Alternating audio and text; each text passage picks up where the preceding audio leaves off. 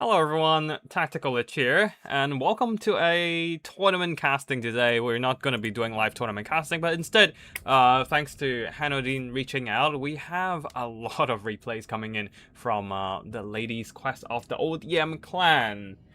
And yeah, there's a lot of replays, not gonna lie, because there's a lot of players as well. So unfortunately, we won't be able to cast everything.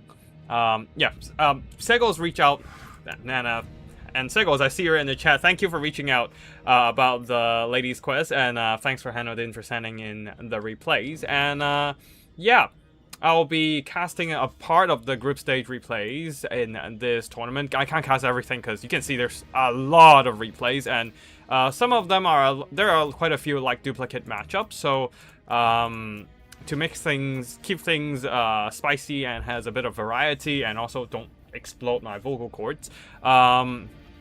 I'll be casting for roughly 3 hours and see how many replays we can fit in. Now, let's see if we can wait and have a few more people in the chat, maybe? And then we can just start with some of the ones at the bottom. Like, these replays are not lined up with chronological order, so I'm just kind of randomly casting them in more of a random order. And also one more thing is that there are a few group stage replays that got uploaded, that got submitted, that got played and submitted after the 8.0 patch is out. So we're not able to cast them because most of the replays here are played in the 7.2 patch. And I'm on the 7.2. I rolled back to the 7.2 patch right now, and I've checked. The 8.0 patches are they are absolutely inaccurate. So yeah, there are a few battles we'll be missing because they were played on a different version, and that's like another 8 GB of data download. And let's not do a midstream version switch. But yeah, but even then, we still have a long list of replays, and there's going to be a lot of battles. Some of them might just gonna skip, and but other than that, a lot of them will try to check out as many as possible. Actually, give me a second. Let me just pull chat down to bottom right so I can keep an eye on the video chat. Give me a second. And yeah. All right. Let's start with some of our battles here. Torresian versus Gotrek has 3 battles, but we're only gonna cast 2. I've checked the second one. It's okay. So let's go into this first one. I've not checked this one out, so I don't know how this one's gonna go. But let's see. Hopefully it's gonna be a fun start to the stream. On one side, we have the Skavens here, going with pretty classic Skaven Slaves, Clan Rats, Ashen Triads backing up, providing a little bit of anti-launch armor piercing against the Armored Cav of the Empire. And weapons teams, quite a few of them. We're on Blue Reach River, I think. So that's why we're seeing the map divided into 2 lanes, roughly, with an impassable kind of lake, I would say, in the middle. But yeah, so in the center of the Skaven formation, Poison Wing Globes, we have the Teeth Breakers, we have Natty Bubbles, and even some Doom Flayers, providing armor piercing and fighting power. Mostly, I guess, to open up the tin cans, the mobile tin cans of the Empire Cavalry contingent. Behind them, Wolf Rats with poison, plus the Red Ogres providing some anti-mobility assets. Leading the army is a Gracier of Plague with Dreaded 13th Explosive Summon and Vermintide, just to throw in more bodies to the fight. On the other side, for the Empire army, they went very narrow with the Sunmaker at the very core of the army. I've done like a very short guide video on the Sunmaker a long time ago, like at the start of the channel almost. Basically, in my opinion, it is still one of the most devastating artillery in the entire game. The only thing that can really match its devastation is the firing rockets of Grand Cathay. It shoots like 3 times the missiles per volley than compared to your regular Hailstorm rocket battery, and has the Regiment of Renowned Accuracy and Firing Speed. So yeah, it can absolutely destroy the Skaven formations if given enough time, and that it doesn't really need that much time to begin with. Of course, As a result, they have like 1/3 of the ammunition, but I think it's a worthy trade to just empty everything out in a shorter time frame. Now for the infantry, because the artillery and Volkswagen is so expensive, there's not much funds for everything else, and especially when there's a row of outdoor Griffites, regiment of renowned terror-causing demogryphs on the far side, spearmen in the front line, and also Orica, Moldova, bring in Malkov's Withering, Scalandia's Fall, so the missile attack with blinded, I think that is? Oh wait, no, imbuement, sorry. And a Knights of Blazing Sun. Yeah, very, very narrow Empire army with a Vanguard. Vanguard deployed Zinzler's Reichsguard. Dropped right behind the Skaven formations, ready to jump onto the Skaven backline. We'll see if that is gonna work here. And Sunmaker already making some fire, but the Clan Rats are very skillfully dodging. Very nice, but there's so many missiles, it just kind of landed onto the Clan Rats next to it. Sorry, yeah, these are, yeah, the Clan Rats are dodging mostly. The Skaven Slaves are not being aimed at. But Ashen Triads are unspottable, so the Sunmaker can't really see it. I would say the Sunmaker might want to shoot at the Poison Wind Globes, because you need to delete these Poison Wind Globes for the spears to have a chance of standing in the front line. But we'll see, we'll see. They're firing, but so far not really hitting much. Ah, there we go! There we go! Absolutely destroying the Poison Wind Globes in a few volleys. For some reason, that shot managed to do a split fire, maybe like a couple models fired on one, and then right before the third and fourth models start shooting, they switch targets. So the third and fourth model went over to the second Poison Wind Globes. What an interesting way to split fire this artillery. Never knew you can do that, actually. Malkov's immediately trying to drain down the Teeth Breakers before they can get into the front line and devastate Volkmar the Grim. Although the Poison Wolfhounds are ready to jump on the Sunmaker. And at the back there, Zinzler's Reichsguard charging in, but immediately getting bogged down by the Skaven. Oh wait, sorry. Zinzler's Reichsguard did charge in, but into the Red Ogres. But the row out of Griffites trying to charge the Poison Wind Globes, but taking a lot of damage in the process. In the front line there, Scorch from that Plague Furnace is singeing, burning through some of the spears, while the Wolf Rats are coming in. To the back there, the Sunmaker is completely exposed. There's not enough mobility assets to protect this artillery, as the Doomslayer and Wolf Rats are tying down the Knights of Blazing Sun, and the Sunmaker completely exposed.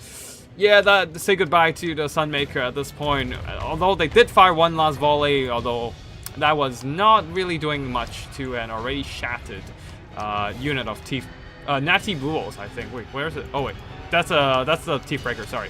And they ran into the Raw of Griffites ran into a Poison Wind Globe, shutting down both of the Poison Winds and a Teeth Breaker, doing a lot of good work here, getting some decent value.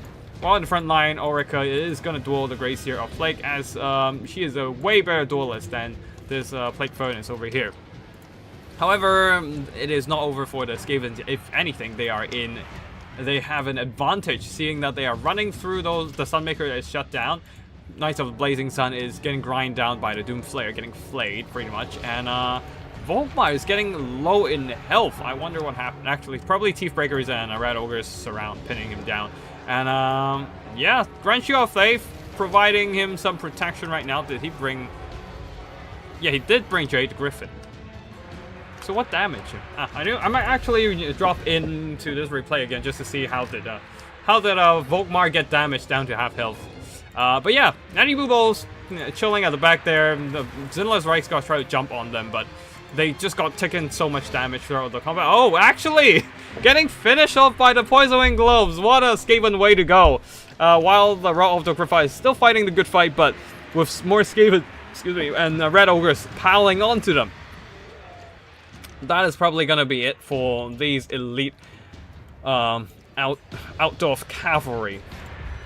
And yeah, I think that is gonna be a good GG for the Empire, as they lost out all their most important damage dealing units.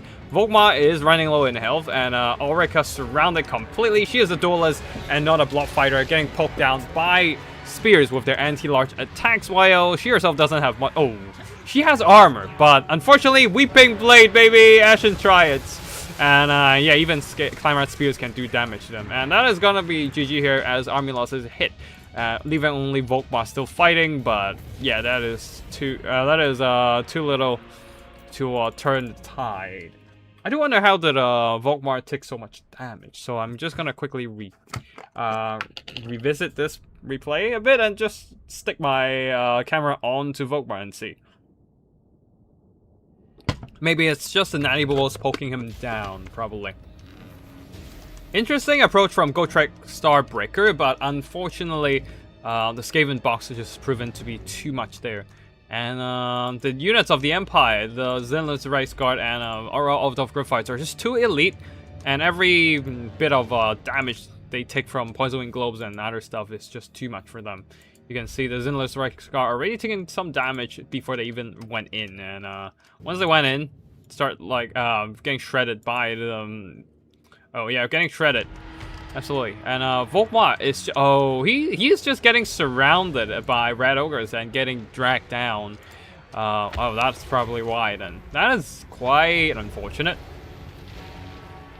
He can fight blobs well, but unfortunately the armor-piercing monsters surrounding him with such a big hitbox is just not ideal for a single entity like that. Alright, cool. We are gonna go back to the replay and just gonna mention why we're skipping the next one.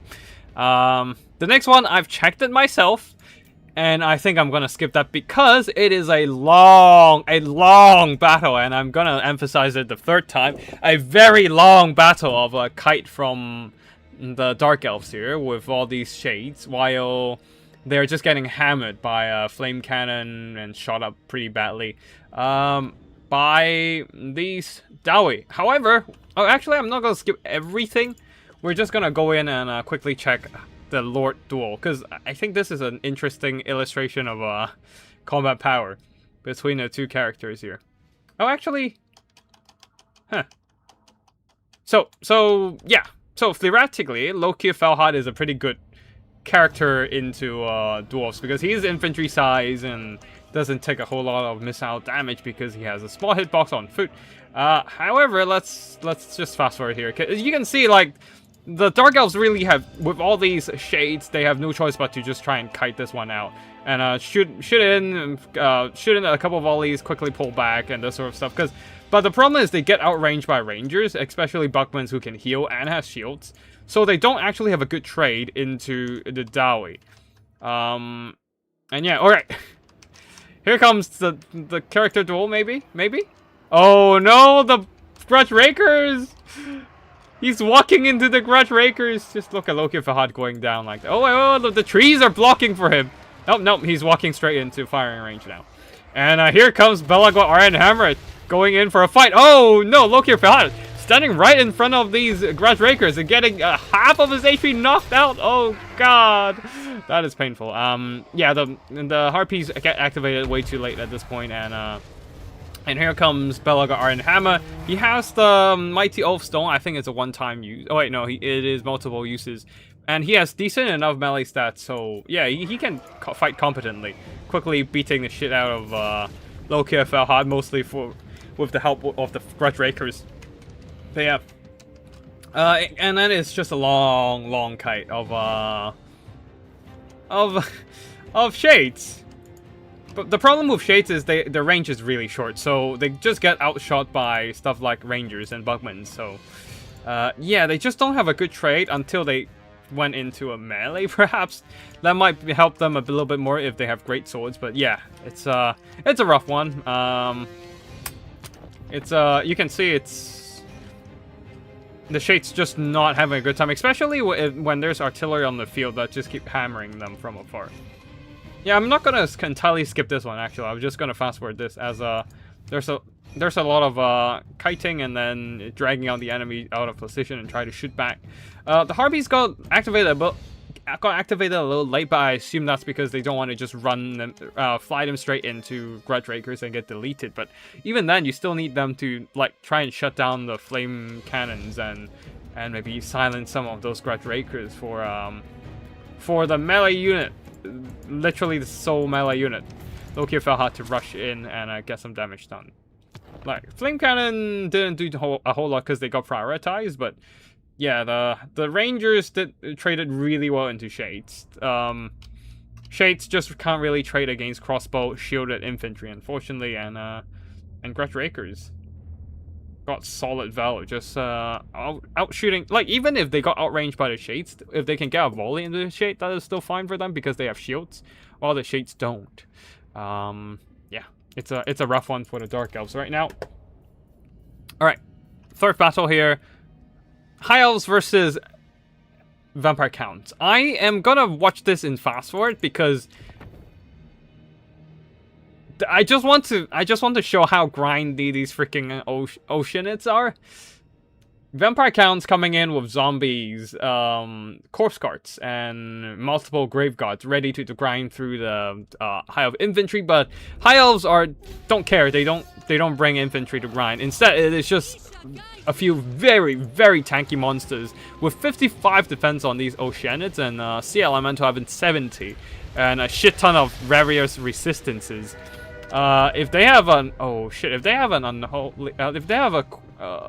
Balefire Corpse card, that might be a boon, and that might be a problem for them actually, because 20. Okay, so they can bypass 30% of physical resistance, but get blocked by 20% fire resistance. So that is, it's still a 10% damage improvement, so that helps. But you can see, like, with Caradrian over here and a shit ton of like small tanky monsters, the Vampire Counts don't really have any solution to this monster blob here. There's no anti-large whatsoever. Vargeist does AP damage. I guess Targeist does AP anti-large, but there are so many monsters, man. And Caradrian can fight, can duel just fine. Yeah, Flock of Doom trying to drain stuff down. But the problem is they have Ilario providing all the healing. Both sides have Tempest. It is Knight of the Storm, Storm of the Night from the Von Carstein Vampire Lord. However, there's a two-time use limit on that ability. And in contrast, Tempest doesn't have any use limit other than Winds of Magic. So you can see, like, just these Tempest spams is absolutely killing the Von Carstein Vampire Lord alongside Caradrian and a bunch of monsters jumping onto the Von Carstein Lord. And the Storm of the Night really isn't doing much here. How much damage did Caradrian? Oh, Caradrian is just hounding that poor... Oh, he didn't do much. So it is mostly Tempest and the Sea Elemental. Yeah, the Sea Elemental getting so much damage done. Armor piercing after all, and the monster blob is just chilling here, just moisturize in their element. The Vampire Counts can't really touch them, especially when there's healing coming in from Ilario. So yeah, and then Tempest finishes off the Von Carstein Lord. There's no hope for the Vampire Counts to bring this one back. It is a rough one. Like, the Vampire Counts are really in a rough spot. They really need that. They really can't wait for that. End Times DLC to come anytime sooner, because they are really in a bad spot. They can't grind. Their best tactic, grind, is just no longer viable because they get outgrind by literally everything. Even Slanesh, the mobile glass cannon faction, can outgrind them with a bunch of chosen with hell scourges. It's horrible. They are in a really rough spot right now. I feel like they don't have anti-large armor piercing other than the two single entity monsters, Vargolv and Terrorgeist. They don't have cost efficient like anti-large single entity tools, other than having a really good duelist Lord. Yeah, I really don't see how. I really think they need those new tools, whatever new tools they need to come fast for the Vampire Counts. Cause damn, there's so many builds that can absolutely destroy them. Like even Skaven can outgrind them, the cowardly faction, with Storm Vermin plus 2 Hell Pit Abomination. Like they just can't grind. It's ironic, man. Like if the only way they can try to win out a grind is to Mortis Engine. But the thing is, the Mortis Engine gets killed by anything with decent missile strength. So yeah, it's rough, man. It's rough. Okay, this one, Heil versus Beastman. Excuse me. Actually, let's check this one first. Warriors of Chaos. We're seeing a lot of Dreadmaw and Chimera in this tournament group stage because Dreadmaw isn't banned and they're free to just drop in one Dreadmaw every battle. Let's just hop in here and see what happens. The green one versus Gotrek Starberker on this one here with a line of Marauders, 3 House Riders, Marauder Horsemen with Javelins, 2 Hellhounds, and Chaos Warhound, sorry. There's also the Dreadmaw and a Bloodshriek Chimera, Regiment of Renown Chimera, and Soul of Damnation. Yeah, Regiment of Renown Hell Cannon. And on the other side, oh wait, sorry, leading the army is Saffloral the Everwatcher. Yeah.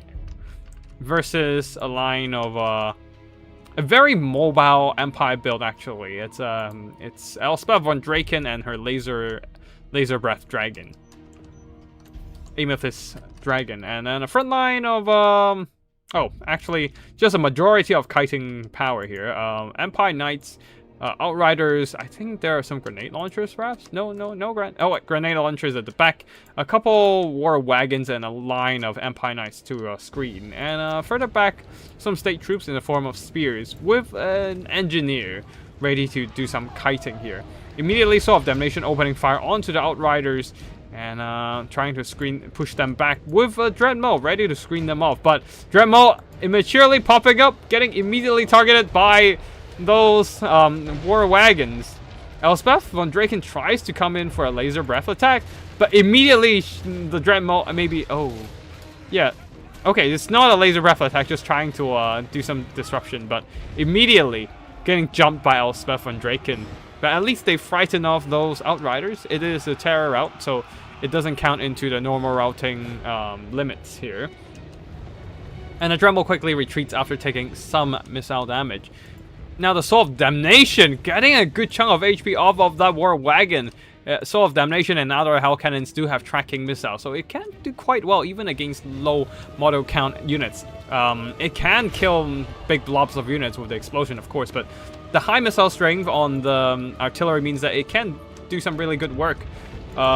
Maybe another hit and this war wagon will go down even. One more hit. And not going after the war wagon, instead going against the grenade launchers, which is not a bad call as well. Just to try and whittle them down because it's hard to kill them off with so many Empire Knights guarding them. The Warhounds are not going to get close. Might as well just try to kill them with missiles. But Bloodshriek and Chimera getting hit by a Spirit Leash, but they can probably try to retreat and heal later. While right now just trying to screen off Elspeth. And yeah, the Dreadmaw doesn't really have a good target right now. All the missiles on the field are very mobile, which is a perfect preventative measure against a Dreadmaw disruption.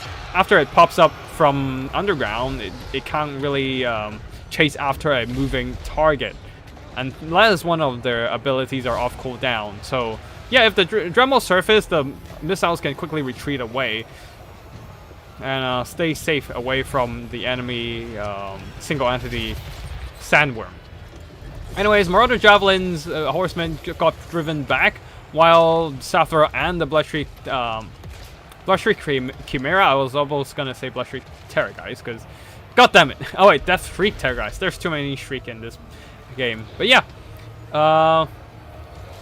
Yeah, Elspeth von Draken has her backs turned against the enemy units, so that is not ideal, taking some damage from the single entities, but the Outriders are nearby to provide skirmishing support alongside the engineer as well. However, oh no, the Chaos Warhounds, seeing that a lot of the Empire forces are committed to the front line there, seeing the opening in the back, jumps onto the Outriders with grenade launches, but there are some Empire Knights nearby to screen them off. More Empire Knights are probably going to come over and help, while the Outriders and the war wagons are providing a lot of fire support, getting some really decent damage overall, whittling down Sathra the Everwatcher, while Elspeth does have that physical resistance Dark Walker to keep herself healthy, provides a lot of damage mitigation. And yeah, plus she has a little bit of physical resistance to begin with anyways. Although over here the Empire Knights are being worn down a bit. They have taken quite a bit of damage attrition during combat, while the Dreadmaw is popping up and dropping in some deadly spit attacks. Thankfully, the spit attacks is not that amazing in terms of damage, so it's not really doing a whole lot. Still terrifying the Outriders away though. That is some Searing Doom from Sathrel. Ooh, the Soul of Damnation trying to snipe out Elspeth from Draken. Interesting choice there, trying to whittle down the enemy single entity, which is a good chunk of that Empire balance of power. The balance of power is in favor of the Warriors of Chaos right now, as more of these Empire Knights are being worn down and driven off. And yeah, the Empire Knights are running. The Empire army is running out of troops to protect their squishy skirmishing missiles and a Finder Transmutation upgraded version, draining down Elspeth. She is getting low. She might still get some heal. Yeah, still have one Death's Timekeeper still in there to provide the heal here. But yeah, she is getting low in health. And the two single entities are still gonna able to double team her from the Warriors of Chaos side. Soul of Damnation completely untouched as the Empire Knights are very busy in the front line trying to protect the skirmishers and unable to pull out and hit up the enemy backline. While on the other side, one of the war wagons go down. The other still going strong, getting decent damage, but not enough to bring back their value. And now they're getting pressured by the Hell's Riders with Empire Knights nearby, driving them off, and also Elspeth nearby as well.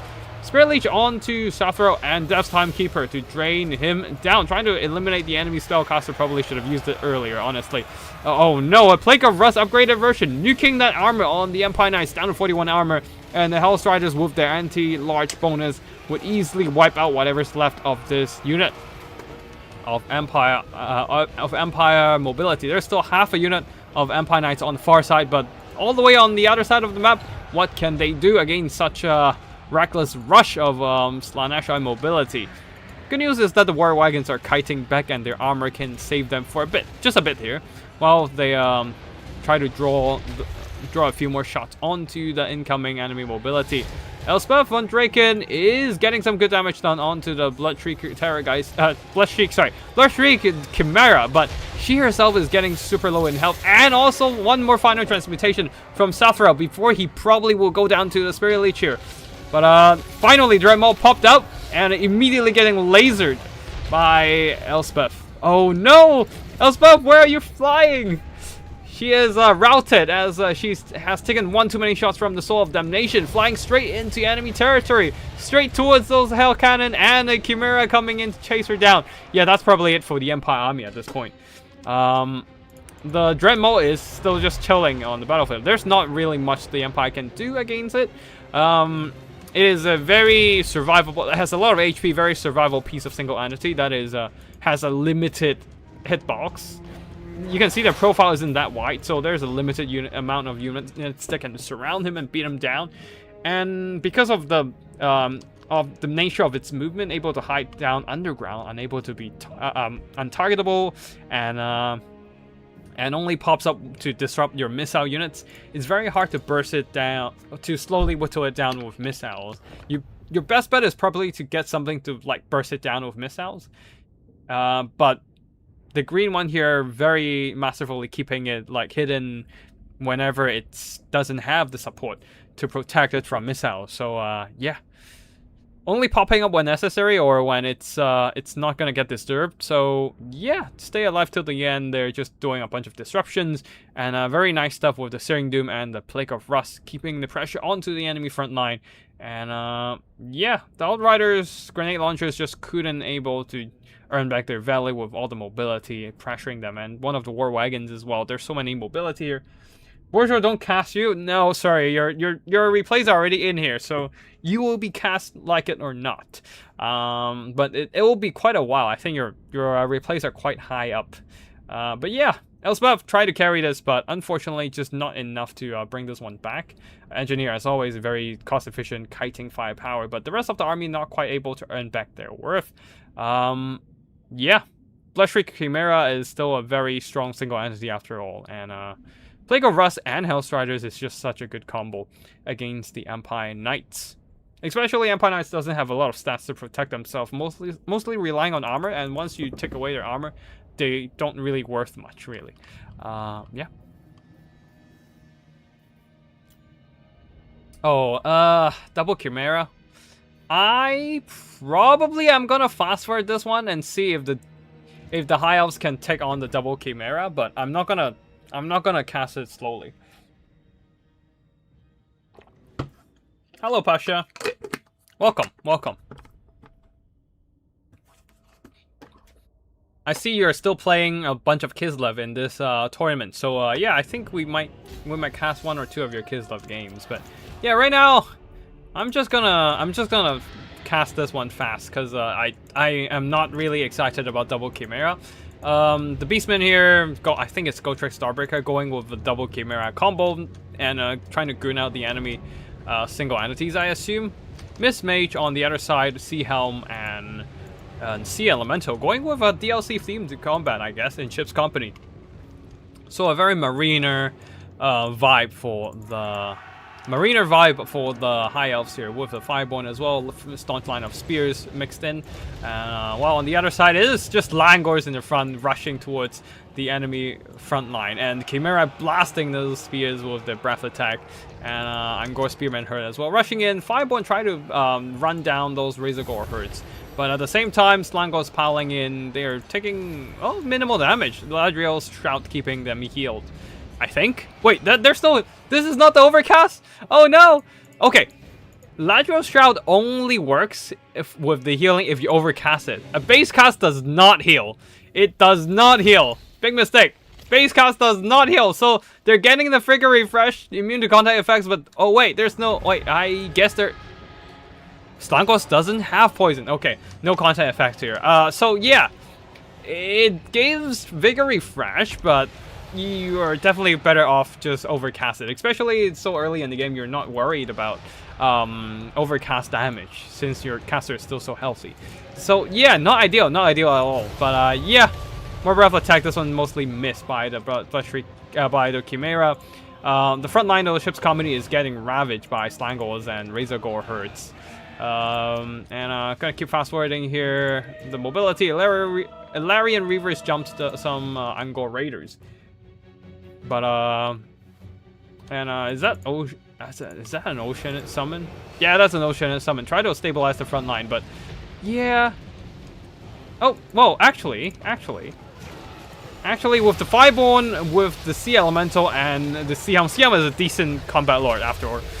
They are actually dumpstering this one Chimera 3v1 in melee combat. The other Chimera is too busy fighting something else, and ironically, the Beastman doesn't have enough mobility to keep pressuring the High Elves, and their backline is getting compromised. They managed to push back some Ship's Company, but the important monsters and the Fireborn are still relatively healthy. Come on, bring in a Ladriel's Shroud. Alright, breath attack from the Chimera, but getting cock-blocked by the Sea Helm there. Just shooting halfway, and then the other half just kind of getting disrupted, I think. Fireborn is running low though, but the Beastmen don't have much HP left, and they lack those single entity fighting power to quickly burst down the Sea Elemental. The Sea Helm is in a bit of trouble as a Chimera and Melagor are just double teaming him. But if they can get some help, just drop down the ground maybe, that would probably save him. The Fireborn are still around, but they're getting slowly worn down. Where's the Ladriel Shout upgraded version? Come on, man. You need to heal these Fireborn. Okay, I said I'm going to cast this in fast forward, but I guess we'll just do it normally then. Anyways, yeah. Larian Reaver archers are jumping into combat. They are decent melee combatants, so they can run down enemy Angor Raiders, but spears are here, so they are going to get dragged down. Fireborn are getting whittled down by the sheer numbers of Razorgore herd and Slangos, and also a Chimera jumping in doesn't help. Sea Elemental coming in here, trying to save his Leash Lord and push back that Chimera. Chimera just chilling in the blob.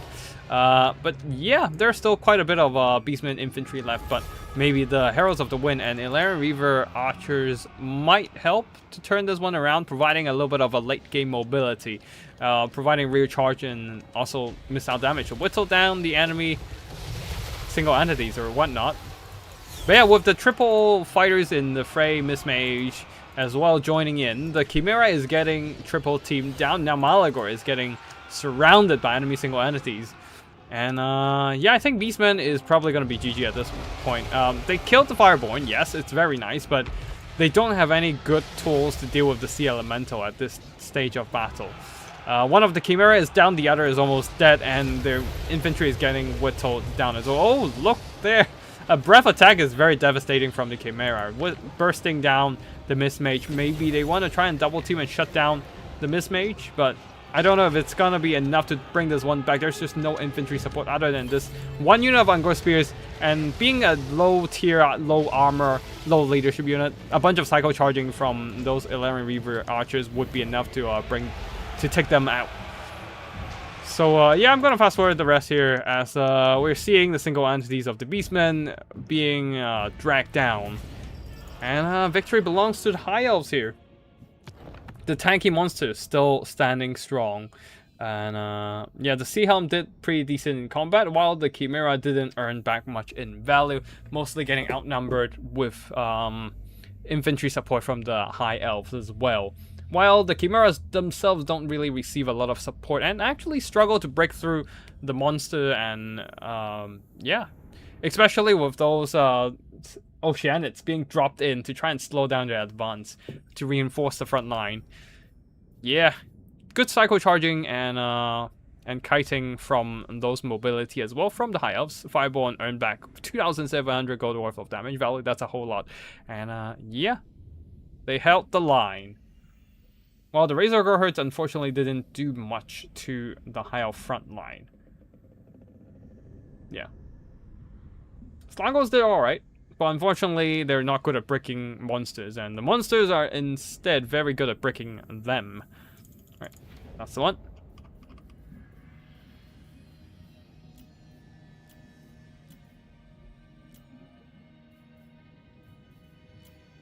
Wait, what are we? Which one are we? Oh, we're watching this on Tarzan. I've watched this one. It's a bit kitey, so okay, I'm not doing another Beastman versus High Elves. Let's do another Ogres versus Greenskins right now. Ogres versus Greenskins. The green one once again. We might be fast forwarding this one. We are seeing Nobblers frontline with Ogre Bulls, some of them with dual weapons, some without, an Ashen Man-Eater, and Sky Striders, four Saber Tusk pack, and an Iron Blaster. Iron Blaster cannon. Give me a second. Slow down. There's the Ashen Man-Eater, Scrag the Slaughter, providing the leadership and spell support. Iron Blaster. It is a pretty shit artillery in this day and age. The accuracy is abysmal and doesn't do a whole lot of good damage, even with penetrating shots. And yep, abysmal accuracy. They're literally missing a whole freaking unit. Managed to hit the Orc Boys at the back, but yeah, it's or maybe they were shooting the Orc Boys with auto targeting. I don't freaking know. It's Ogre artillery. Other than Lead Belchers, I think all their artillery is shit. Even the ones on a Stone Horn.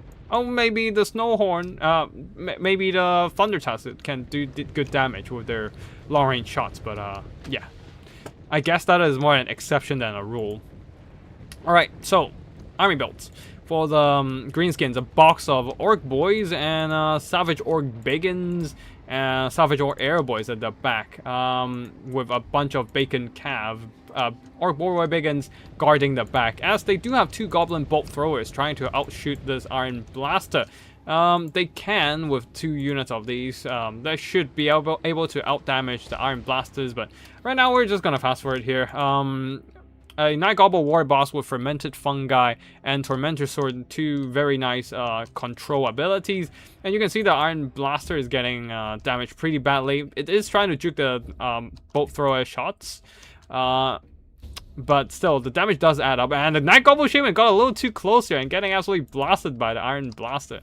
Redlock's Armored Orcs also holding the center, providing a little bit of missiles, while the Ogres are trying to shift towards the flank and overload one side of the greenskin box there. So the Savage Orc Biggins are poised to stop them, but one of the Savage Orc Biggins is quite damaged, getting obliterated, I assume, by the Iron Blaster for a while.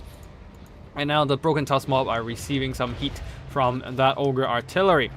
And with the Savage Orc Biggins, yes, sure, they can do really good damage in a fight, but being so damaged and then getting charged by Nobblers and Ogre Bulls, Tormentor Sword helping to equalize the fight a bit, dropping that melee attack of the Ogre Bulls. But even then, the Savage Orc Biggins being so damaged are struggling to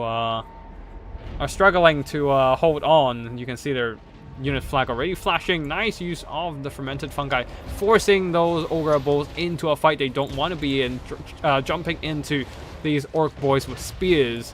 Although at the back there, Broken Tusk Mob is getting mobbed. One of the Orc Boy Biggins, getting jumped by Saber Tusk and the Ashen Man-Eater. I assume also eating a bunch of the Weeping Blade, dropping their armor, making the Saber Tusk pack do a lot more damage to them. That is a very nice combo. Interesting combo that I did not think about. Halving the armor on the Broken Tusk Mob as well, and you can see the Saber Tusks are doing a lot better into charging into these Bacon Cav. That is a very nice use of unit combination. I mean, on the other side though, the Greenskins are also collapsing as well. Vindictive Glare onto the Sky Striders, not doing a whole lot of damage. But yeah, the left side of the Greenskins box is collapsing as their Savage Orc Air Boys are getting exposed to Ogre Bulls and some Nobblers as well. Y has been activated, but the back line, all the mobility, the Goblin Spears as well are getting obliterated, especially when the Sky Striders are in. Broken Tusk Mob is no more, and at the sacrifice of one Saber Tusk pack, but that is absolutely worth it in my opinion. Yeah, the Greenskins are trying to hold, but their missiles are getting slowly compromised as more and more of these Nobblers are moving into the back line, disrupting their shooting, while the front line, their Nobblers and Ogre Bulls are bullying those Orcs and Orc Boys. Even with spears, they are just getting overloaded, as they're not a very good defensive infantry. They can be competent, but that's about it. Yeah, Ashen Man-Eater, I thought I underestimated his function in battle. So, Ashen Man-Eater, I would expect him to be more of a duelist character, trying to hunt down the single entities here. Hunt down the Night Goblin Big Boss, and also the Night Goblin War Boss and the Night Goblin Shaman. But yeah, his Ashen Weeping Blade is pulling a lot of, lifting a lot of his weight here. That is very nice. But yeah, the Greenskins are trying to re-establish their position.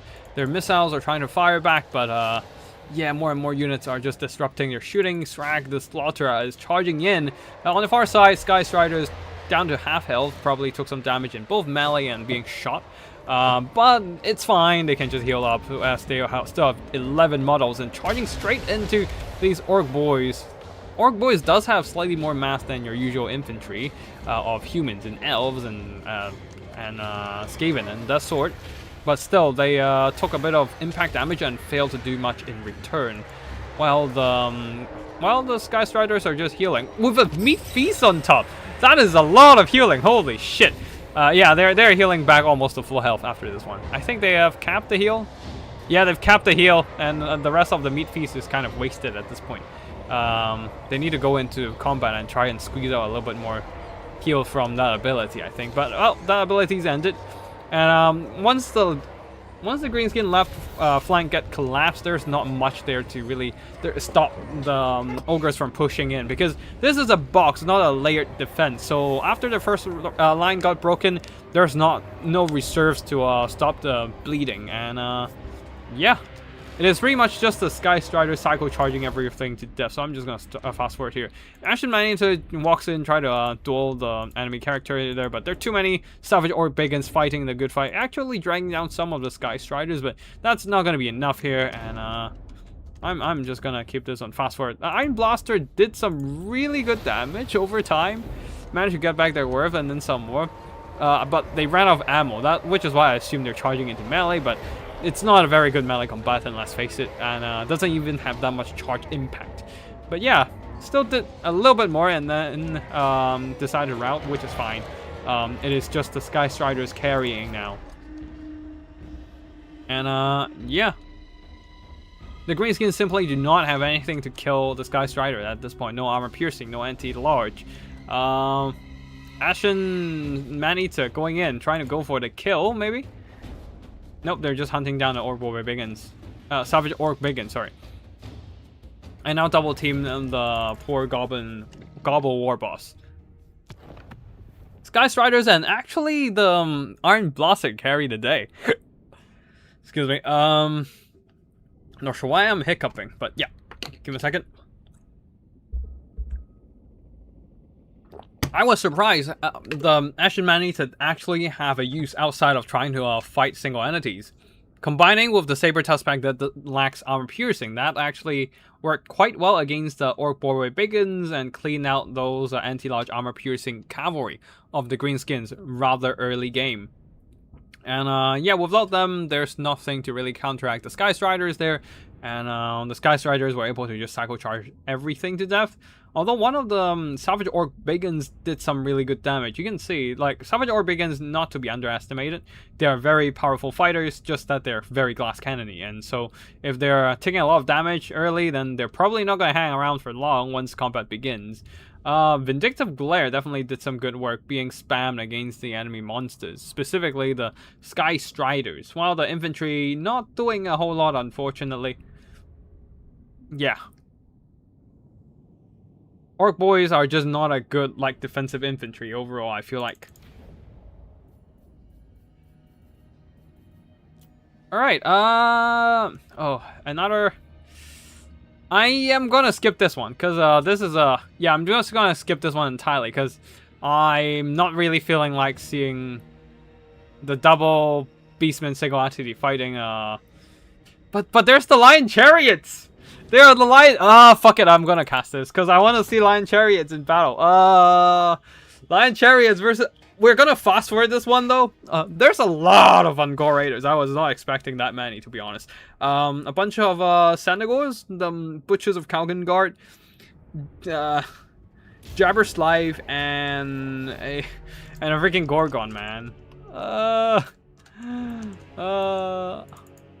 Not a Gorgon. Okay, it's a single entity jumping around enemy infantry. And on the other side, we are seeing a couple archers. Sea Lord Aislinn not coming in with the missile, limited missile ability, I don't think. Yeah, there's no Sisters of Avalon, so it's a waste if you use that ability. Ship's Company, only 2 of these, and then 2 more Silverin Guard. 3 Silverin Guard to provide some sturdy staunch line of spear, and it's everything else went into the Lion Chariots and the double monsters. One of them, the Omen of Azurian, the other is Sea Lord Aislinn's Dragon.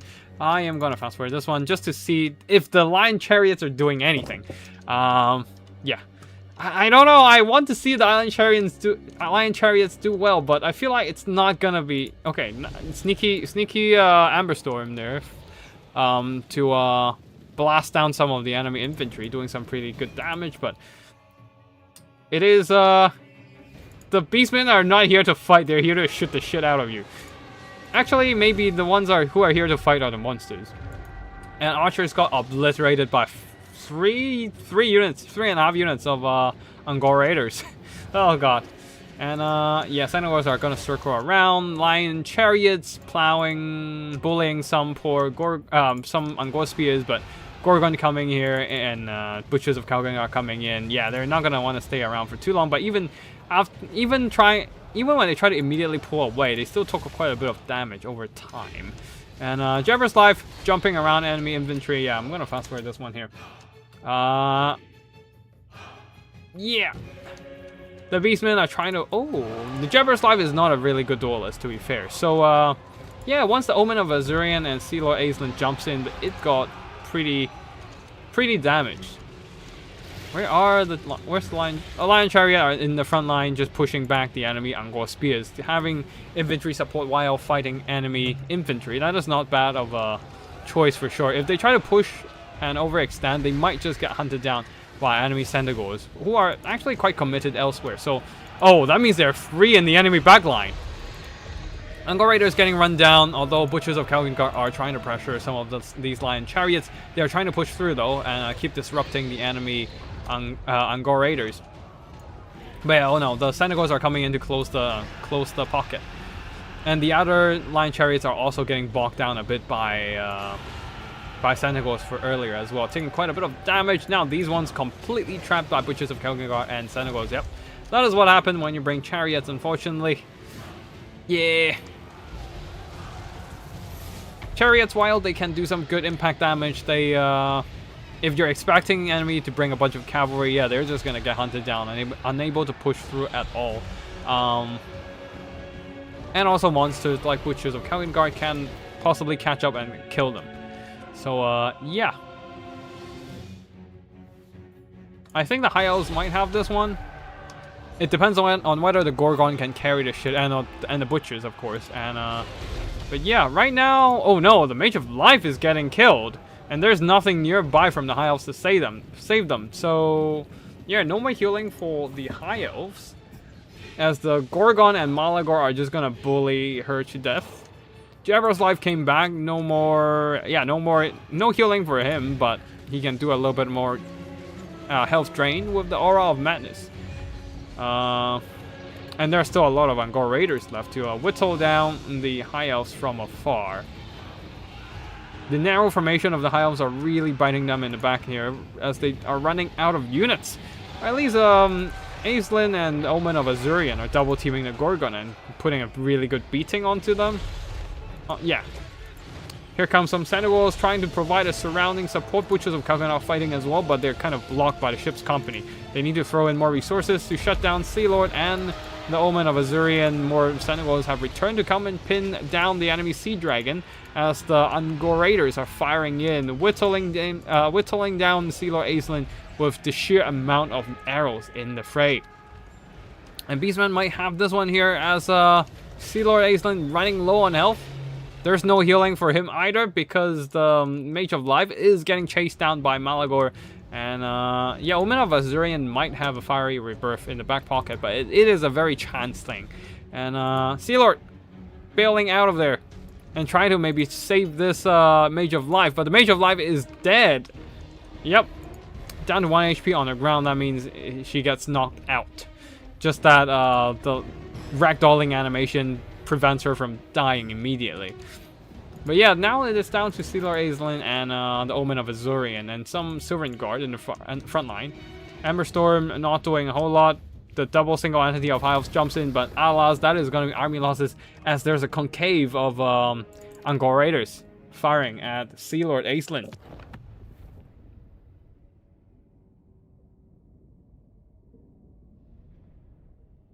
Huh, okay, the Gorgon did some good damage, just pushing through enemy front line. And the Angkor Raiders, I was not expecting that many Angkor Raiders. Definitely outshooting the High Elves, and at the same time able to just keep the pressure onto the enemy single entities, and whittle down Sea Lord Aislinn with the sheer volume of arrow volleys. Senegals did alright, did some pretty good job in hunting down the Lion Chariots. Unfortunately, Lion Chariots just get hard countered by cavalry. And Beastmen, or just mobility in general, Beastmen has an abundance of that. Not only can they bring the regular Senegals, they can bring throwing axis Senegals, the great weapon Senegals, Razor Gore, Hurts. There's just too much stuff to pin down the Lion Chariots and shut them down. Oh, and of course, don't forget about the Butchers of Kalgangar. So, yeah. Lion Chariots risk a fun choice, but not a great choice into this matchup, I don't think. But interesting choice for sure. And the single entities try to carry it, just not quite enough there, as the Beastmen themselves have healing as well, while the High Elves lost their healing halfway through the battle.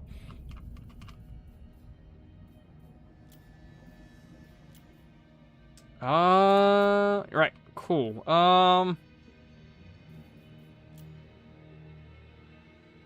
Yeah, we've seen this one, and you know, I'm just gonna delete the ones we've seen first to make sure we don't mess things up.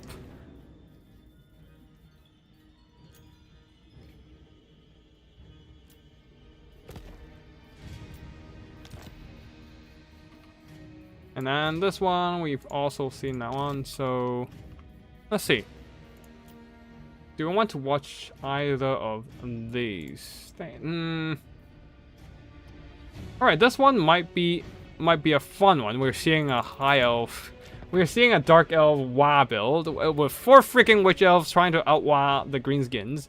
They also have the Bloodwreck Shrine and a Charybdis. So a lot of leadership debuffs, including it's a leadership debuff stacking build with Doom and Darkness from the Death Sorceress, and don't forget about the Terror from Loki Felhot, and also Charybdis has Terror as well. But okay, so there is the Merciless Slaver, -6 leadership, another -4 leadership, I think. Yeah, -4 leadership Aura of Agony from the Bloodwreck Shrine, -10.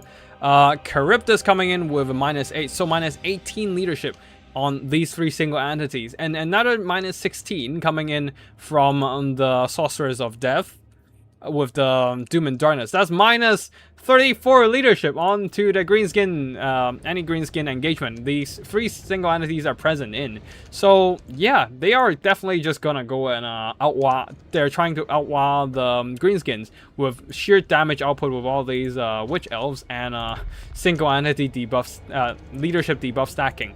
All the greenskins coming in with a bunch of boar boy bagons and some boar boys. Yeah, these are boar boys, yep. Front line of spear boys and air boys at the back. Some squig hurts, stone trolls providing armor piercing and mass. More boar cavalry on the other flank, and an orc shaman. Immediately, the Grum the Punch is YOLOing himself in, trying to get some engagements going. But oh no, what are you doing? No, Grum the Punch! Grum the Punch, what are you doing? Oh, Grum got absolutely destroyed. Half of his HP just gone in one fell swoop. Well, 3 fell swoops from the Charybdis and Loki Felhad. Yeah, that is rough. Immediately, Grum the Punch runs, and there's no buffs for the greenskin front line at all. And so the -18 leadership is in effect for these Broken Tusk mob. They have a little bit better leadership because they're Regiment of Renown, but that doesn't mean they're not gonna get terror routed away. Immediately, you can see their leadership is just flashing, and here comes the Doom and Darkness, baby. Even these orc boys are getting routed. And don't forget about the Witch Brew from the Witch Elves are absolutely destroying those orcs in melee combat.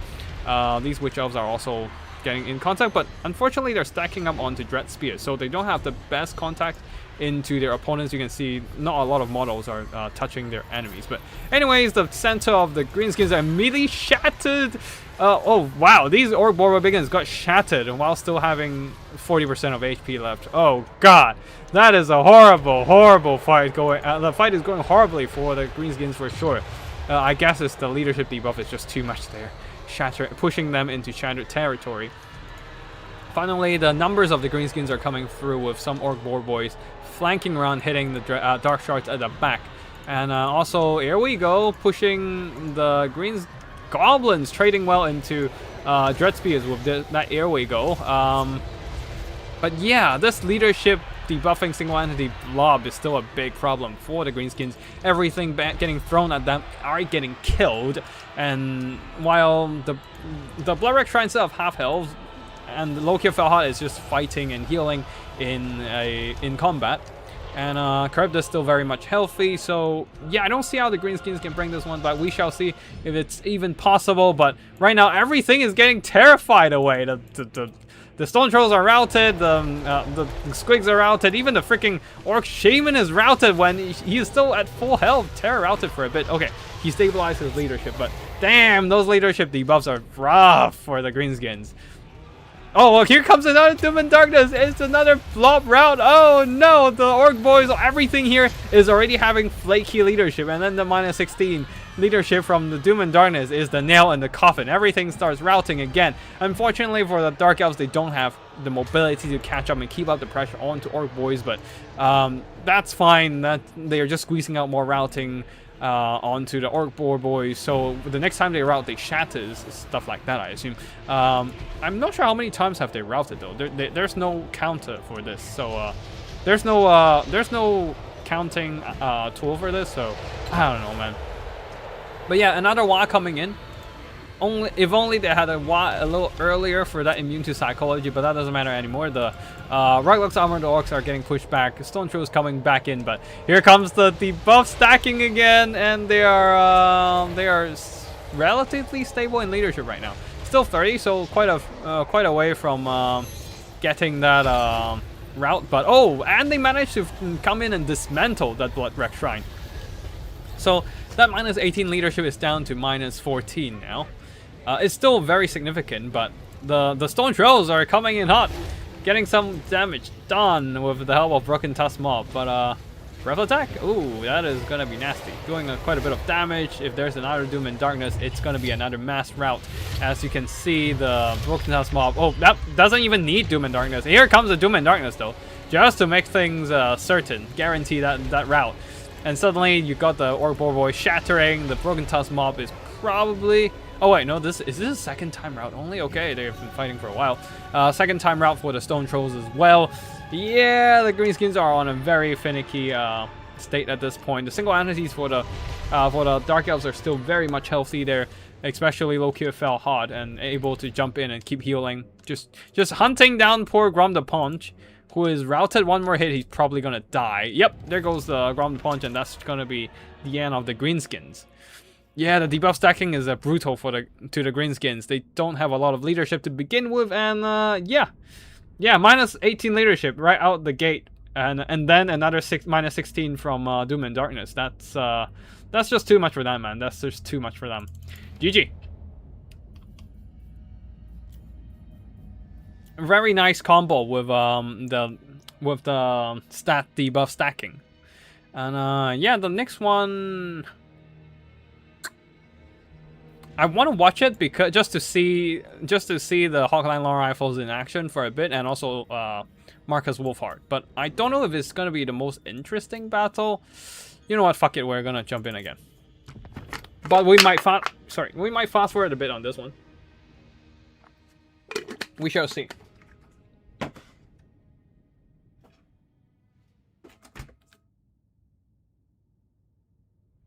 Oh, and also I'm gonna hop off. I'm gonna end the stream at in 2 hours because Coriel from the ODM clan is also hosting a tournament in roughly 2 hours time. So yes, I will be playing in that one, and that is our time limit. So yeah, we'll try to cast faster here, but yeah, I'm not sure how much I can go through. Maybe we'll have to wait till maybe we'll do another stream next week. Hopefully before 9.0 comes, and yeah, and try to finish the replays as well. But yeah, we'll see what happens. We'll see what happens. On one side we have the Hawkline Long Rifle backline, plus some Sterling's Revenge. Haven't seen these guys in a while, but they do have stock and armor-piercing missiles. Are you going over all the replays? So my plan is not to go over all the replays, but at the same time, I see a replay, I'm like, I want to watch it, so I'm just going. I seem to be going through most of them at this point. You should stream your games in that tournament. I didn't play. Oh, in that tournament. No, Coriel is streaming, so I don't want to take away the stream from him. If anything, you should go and watch his stream. I'll tag his channel maybe later. I don't think he has set up a stream for that yet, but yeah. Anyways, the High Elves going for a rather traditional anti Empire build with a shit ton of archers, Loven Sea God and archers. Stone's line of spear blocking up state troops. Hotline Long Rifles though managed to get in range, and oh, I think they fired too late. Excuse me, I'm almost hiccuping, but yeah, they were shooting up those Eagle Claw bolt throwers, but unfortunately that means they don't have time to shoot up the archers, and the archers just keep pushing in. Well, the state troops didn't screen out far enough, so they let the archers got close enough to the Hawkline Long Rifles and absolutely obliterate them with volleys of archer fire. Burning Hand is helping though, from the Empire side, I assume. Yeah, to roll some of these Loven Sea Garden spears, but unfortunately the Hawkline Long Rifles are just gonna get shot up pretty badly as well. And the state troops, all these halberdiers, and yeah, the state troops halberdiers are just holding too far back. They need to screen further far front. No Narn are trying to fire at the Archmage, but unfortunately she can just fly away. And I think the High Elves have this one, honestly. I don't see how they can, I don't see how the Empire can outshoot the Archers at this point. As the Hawkline Rifles, the Free Company Militia, the missiles of the Empire troops are just getting obliterated. And there's no mobility anywhere for them to circle around and hit up those enemy Archers. Non-Iron is doing some minor damage to Archmage of Light, but mostly missing. Fire, the Bright Wizard is getting some work done, burning through the enemy front line. Sigma Sun's also pinning down the enemy with their bodies, but yeah. They really need a way to shut down all those Archers. The Archers are pushing far ahead, so they're walking into enemy melee troops. Not great for them. Oh god, this map. Yeah. I don't usually pick, I think this is Schwarzhofen. I don't usually pick Schwarzhofen or Ashen as maps anymore because the lighting is horrible. Or this might be, yeah, I think this is Schwarzhofen. Castle Dragonhof has a castle on top, I think. I forgot, but yeah, anyways. Yeah, the lighting's horrible. I'm gonna fast forward this one. State troops still pinning down the enemy staunch line of spears. The Hawkline Rifles manage to retreat far enough to start firing again, and they can have really devastating firepower, penetrating enemy models while the Halberdiers are driving back enemies. Although they're, I think the attack order got dropped a bit there, allowing the Loven Sea God and Archers form a fire concave around them and just shot them to bits. But the state troops numbers are just too much for this. For the High Elves right now, they kind of break through everyone as they're still stuck on more and more state troops, while the Archers are a little bit too busy shooting at other things instead of trying to clear out the enemy state troops in the front. Hawkline Rifles have re-established their firing positions as some Silverhand Guard are pushing up with their silver shields, but being peeled off by Ironsides. And oh, Marcus's net is pinning them down. Good stuff. But yeah, both sides are just trying to shoot up any melee troops that try to push up right now. And the front line is in a bit of a stagnant position. Fire trade in the front line, and let's see who loses all their melee troops first. Whoever lost all their melee troops first will be in a disadvantage because their melee troops, there's nothing to stop the enemy melee troops pushing their backline, so they will have to divert fire into enemy melee troops while the enemy missiles troops can shoot their missile troops. But yeah, like these Hawkline Rifles are just busy cleaning up those spears pushing up. Halberdier is holding the line right now, and yeah, the Hawkline Rifles, everything just try to eliminate the enemy missiles, eliminate the enemy melee stuff. Oh, now Ironsides trying to stand their ground as the Silverhand Guard pushes through. Burning had did some minor damage to them, but they were walking, so yeah, they were just maneuvering away from the damage line of the area of contact of the Burning Head. Plus, they have spell resistance, so they're doing alright. Non-Ironsides will be standing their ground for a little bit, but not for long. They are not a melee troop, just having a bit of armor to protect themselves. There's still 1.5 unit of Hawkline long rifles at the back there, firing from far, far away, trying to pick off the enemy remaining archers. And non-Ironsides also pushing up, and every volley they deliver will just eliminate the rest of these tattered archer line. And Hawkline rifles, of course, long-range firepower coming in really handy. And that is going to trigger army losses, actually.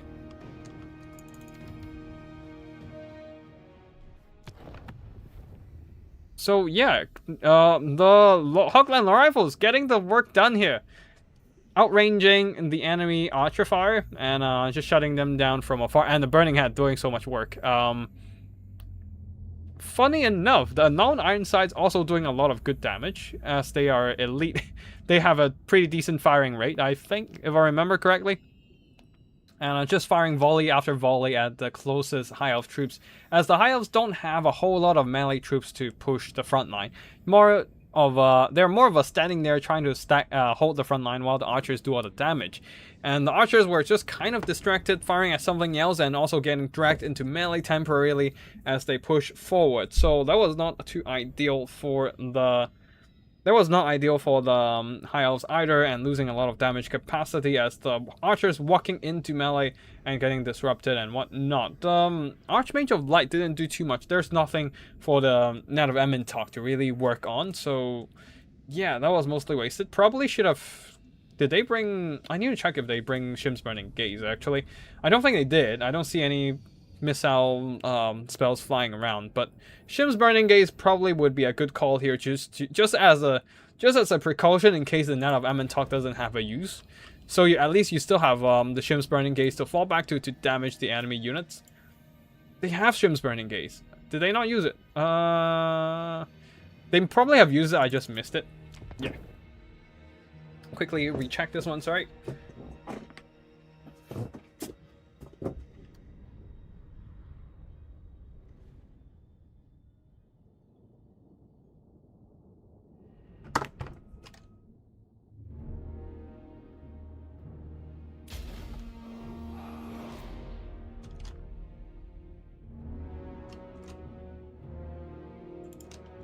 Did she not use Shim's Burning Gaze?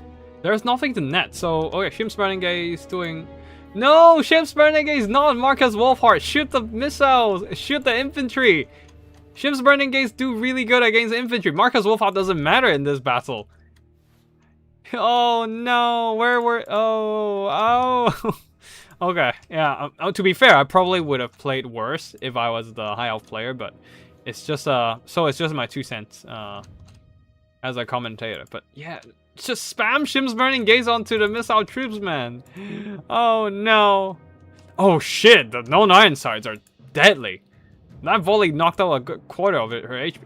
Shoot the known iron sights! Oh, because the Shim's Burning Gaze has pretty decent penetration even, so even against infantry it would do some decent work. Yeah.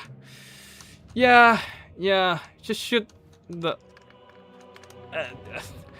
the explosive damage would do well against something like known iron sights, but like shooting a scatter unit of Hoglander rifles, that's not gonna work well. Alas, it is what it is, and a lot of missed opportunity with the Shim's Burning Gaze, but yeah, it is what it is. Yeah, cool. We cast those. But yeah, really interesting stuff from the Dark Elf side just now.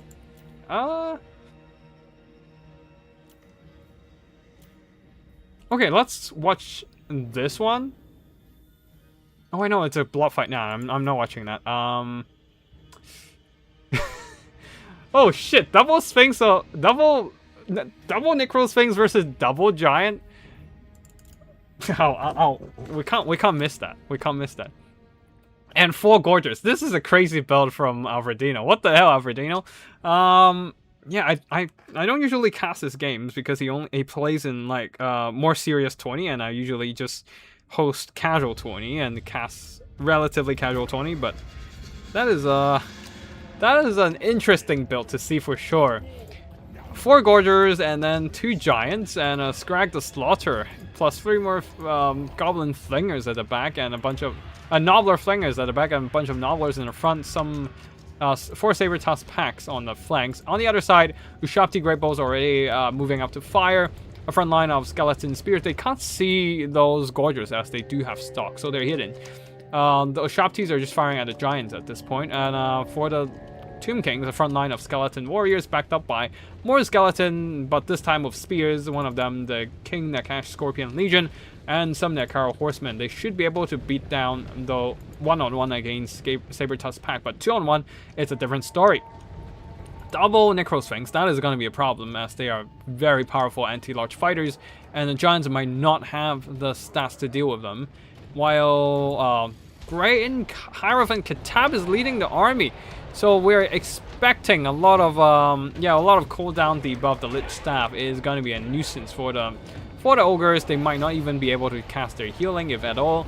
But we shall see. One of the Gorgers already jumping into frontline melee, taking a lot of damage. The other Gorger also getting shot at. That is not great for a start for the Ogres. What is it called? Forgot. Bone Crusher dropping, but mostly missing the targets. That is unfortunate. After all, Scrag does need the Bone Crusher to get some kills and get the to get this Cauldron of the Great Mole charge up. But every misspell is a missed opportunity to improve that combat effectiveness of the Gorger and try to get some heal for them. But at least one of the Gorgers get into these Ushaptis. Same goes for some of these Saber Tusks, disrupting the enemy shooting. But the things of Uzkev is dismantling them while they can't really fight back. Oh, looks like the Necro Sphinx getting a little bit ahead of himself. Charging into the fight surrounded by Gorgers and a Giant being shot by slingers. Yeah, it is completely surrounded. Some skeleton spears are providing melee support, but we'll see how good that's gonna be. A restore has been used, so it is on cooldown and can't really heal this one Necro Sphinx. The other Giant just bullying some skeletons, and one Ushapti going down. Actually, maybe both. Where's the second Ushapti? Sorry, give me a second there. Both Ushapti dead. Oh shit! The Gorgers have destroyed Ushaptis, so no more long-range firepower for the Tomb Kings. That is gonna be a problem. As one of the Sphinx is also dying, surrounded by Gorgers and a Giant just smacking it. Oh, the Giant not too insane in terms of melee stats, but 700 armor piercing weapon strength, 500 of the armor piercing, man. That is crazy.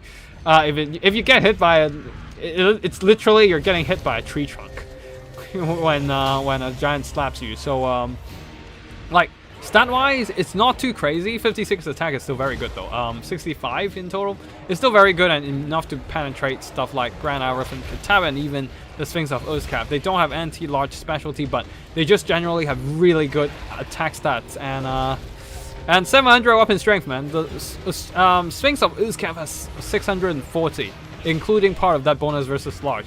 But these guys are just pure 500 armor piercing weapon strength. Yeah, even more than the Sphinx of Uzkev. So yeah, the Sphinx of Uzkev 2v1, no, 1-on-1, he will certainly win, but 2v1 and a bunch of Gorgers surrounding them, he is getting bullied at this point. Scrag the Slaughter will get some minor heals for those Giants here, but I don't think that's gonna matter at this point. They already have a really sizable lead with the double Giant and Gorgers overloading the enemy front line there, and yeah, the Gorgers plus the Nobblers just beating down the Skellies, and with the Giants' help, shutting down those Necro Sphinx very effectively. Oh shit, I can't really see the damage value. Was it bugged or something? It was probably bugged, so I can't see the damage value, but yeah, very powerful performance from the Giants here, smacking down the two Necro Sphinx one after the other. And Race versus Alfredino here. That is a cool battle for sure. But yeah, I think there's only one battle between the two, so there's not a second battle coming in. Do I want to watch this? No, I don't want. I don't really want to watch another Dreadmole. And right, yeah, I'm not really in the mood of watching another Dreadmole battle. But what I can watch is Skavens versus Bretonnia. That is I'm down for that. Interesting enough, the Bretonnian are not bringing any Grail Knights other than King Luan and the Green Knight themselves. Everything else are just infantry and Knights of the Realm and some peasant yeomen even. Okay, going rather cheap in terms of mobility for Bretonnian standards at least. Going quite wide as a result. A lot of men-at-arms with shields and peasant mobs reinforced by battle pilgrims on the battlefield with some peasant bows at the back. King Luan leading an army supported by a live damsel and the Green Knight who is just chilling in the forest, as he does have healing when he's in the forest. Though nobody's gonna fight him in the forest, I don't think. On the Skaven side, front line of Clanrat Spears, backed up by their weapons teams, including the Avalanche Mortars to delete peasant blobs, Teeth Breakers to shut down King Luan, I assume with a Howling Warp Gale from the Gracier of Ruin. Yep, that is exactly what's gonna happen here. If King Luan is not careful, he'll get locked down in the skies with the Warp Storm Scroll and Howling Warp Gale and just get deleted. There's also the Dreaded 13th Summon, and yeah, that is basically it for the... Everything else is pretty much like standard stuff, and Holy Clamor, Scorch, that sort of stuff. And they're further reinforced by Red Ogres and more controlling ability in the form of Warp Grinders to possibly pin down enemy mobility, and also 3 Ashen Triads. Their Weeping Blade and Armor-Piercing Anti-Launch Guandals are going to be really good at cutting down the Knights of the Realm if they don't get charged, because they are very glass cannony. If they get charged, that is going to be probably it for them. They do have charge defense, but we'll see if that is going to work here. Avalanche Mortars deleting some Battle Pilgrims, but they try to dodge it. Very nice micro there. Green Knight though immediately popping out from the forest, jumping into the side of this Skaven formation, disrupting the Poison Wing Globes. And more Avalanche Mortars. Yep, that is going to be goodbye to the Peasant Bows. At least half a unit, but they're probably going to get routed with so much damage taken. Oh no! Warp Storm Scroll or Howling Warp Gale and Teeth Breakers coming in. Yep, King Luan is not going to be happy about this, but he does have the Lion's Shield. 40% missile resistance plus another 15% from Blessing of the Lady, and another another 15% coming in from the innate character missile resistance. That is a 70% damage reduction from any missiles coming in. So he is chilling in the skies as the Green Knight has pushed all the way over to the Teeth Breakers. Nope, not quite. Actually, oh no, the Lion Shield has ran out. Still suppressed though, so the movement is extremely slow right now. And still eating a ton of fire from the Teeth Breakers. Nothing is shutting down those Teeth Breakers right now. And yeah, King Luan might just go down here as he is routed. There's no more controlling on him. Yeah, he's just suppressed down to... Wait, what else? Was it? Oh, Warp Storm Scroll earlier, I think. Yeah, I think there was a Warp Storm Scroll earlier to slow him down. Actually, let me check. Yeah, Warp Storm Scroll minus 45 speed. That explains why he was moving so slow. 30% of reduction from the suppress effect of the Teeth Breakers, and then another 45%. That is 75% speed reduction. He was slower than your normal infantry at that point.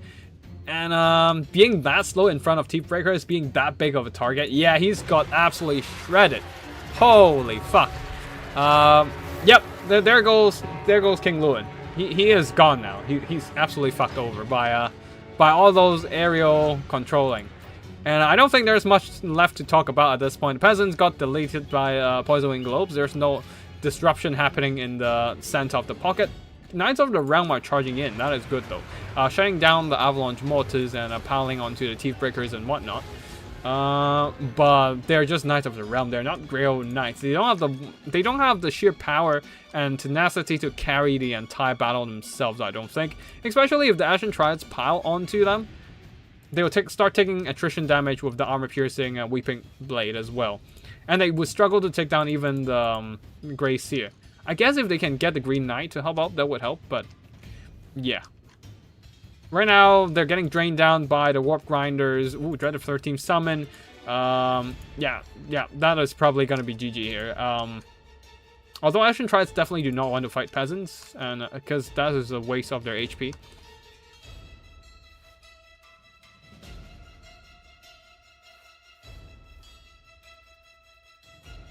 On a fast forward here, it is pretty much just Knights of the Realm cycle charging the Green Knight, trying to hunt down the Grey Seer, but there are too many Skaven bodies nearby. And with every engagement, the Knights getting attrition down, balance of power drops further against them, and that is going to be victory to the Skavens here. Very nice stuff from the Teeth Breakers and that aerial control spam. The Teeth Breakers, 2,400 gold worth of damage value. Poison Wing Globes clearing out some of the Peasants, I suppose, and just Skavens grinding them down. And Battle Pilgrims, unfortunately, didn't do much here. And Knights of the Realm, the cycle charging did some good work, but just not quite able to bring this one back, as they don't really have a good solution to the Grey Seer of Ruin and all these Warp Grinders and Ashen Triads at that point. They're just getting grind down with the Red Ogres as well, trading well into the Knights of the Realm. Green Knight tried his best, just not quite able to make this one work as a lone duelist. Alright, give me a second. Let me just quickly... reply first. Quickly do some, reply some Discord inquiries. Give me a second.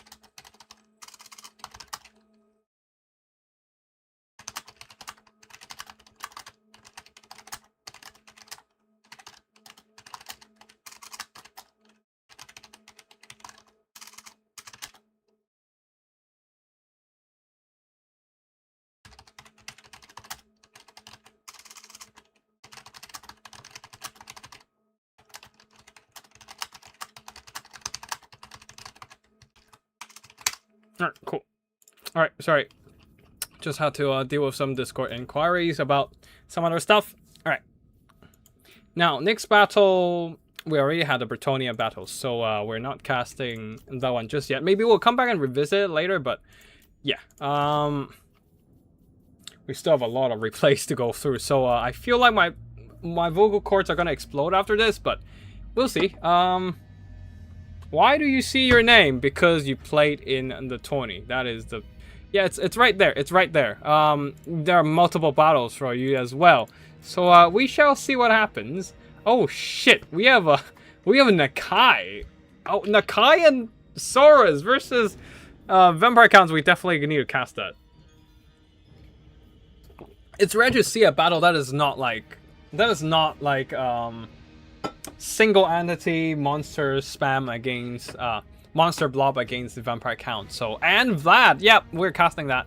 But before that, we do have a lot more battles to go through. So yeah, give me a second.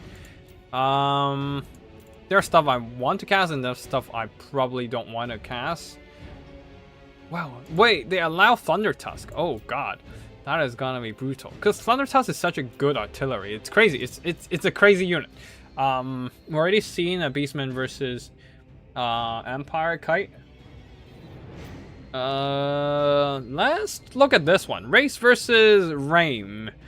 And we are seeing a Dread mode jumping in. So let's see if Race is an excellent player. And let's see if he has a solution against the dreaded Dread mole. That is always a problem for like missile factions, especially for like static missile factions like the Vampire Coast. Like we've seen a mobile solution, but that didn't quite work out in the end.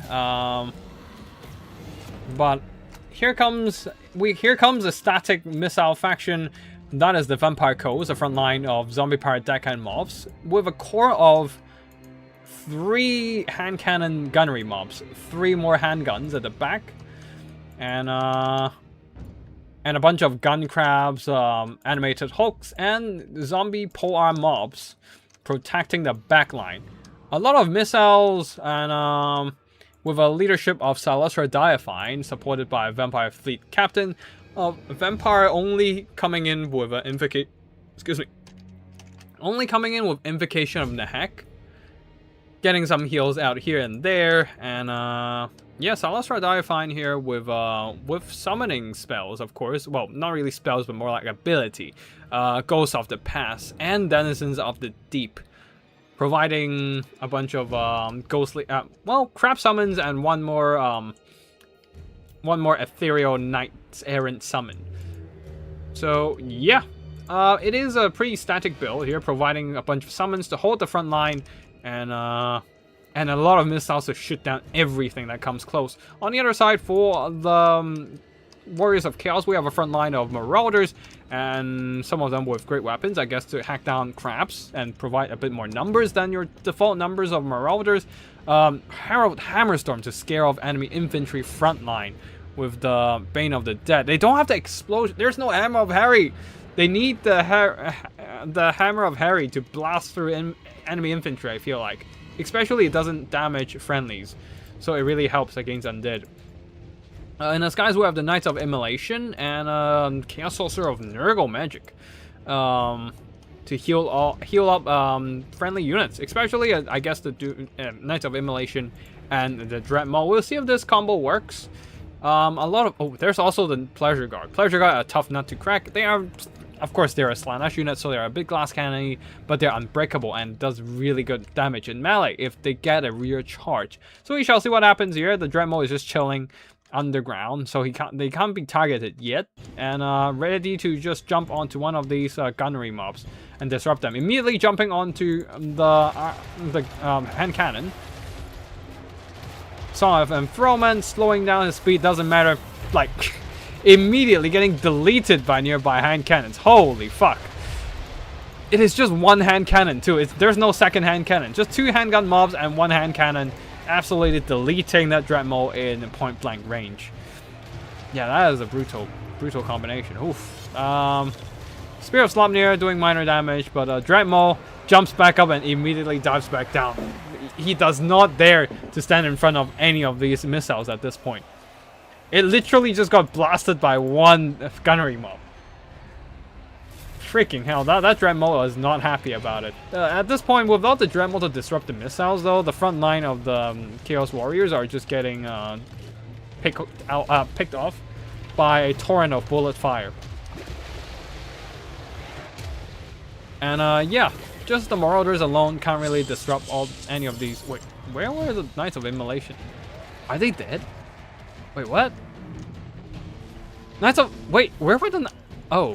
Oh, the Knights of Immolation were all dead. Oh, shit. Yeah, everything just got shut up at this point. Holy crap, that was brutal. But yeah, Dread Maul came in, got blasted. Pleasure Guard came in, managed to drag the missiles into the fray. Didn't get blasted, but just fighting a losing battle at that point. Yeah, let me just rewatch this one. I think is... Wait, what? Okay. I think it's Race versus Rame, so let me just find their replay. Yeah, this one. What happened? What happened to the Knights of Immolation? I missed it. Let's replay this one.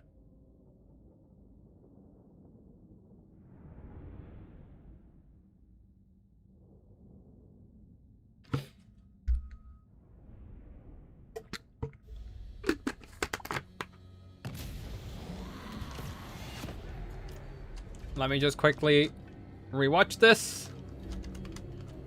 I remember watching this earlier when I was checking the replay files and saw the Knights of Immolation charging in from behind, but yeah. Alright, so this Dread Maul comes in.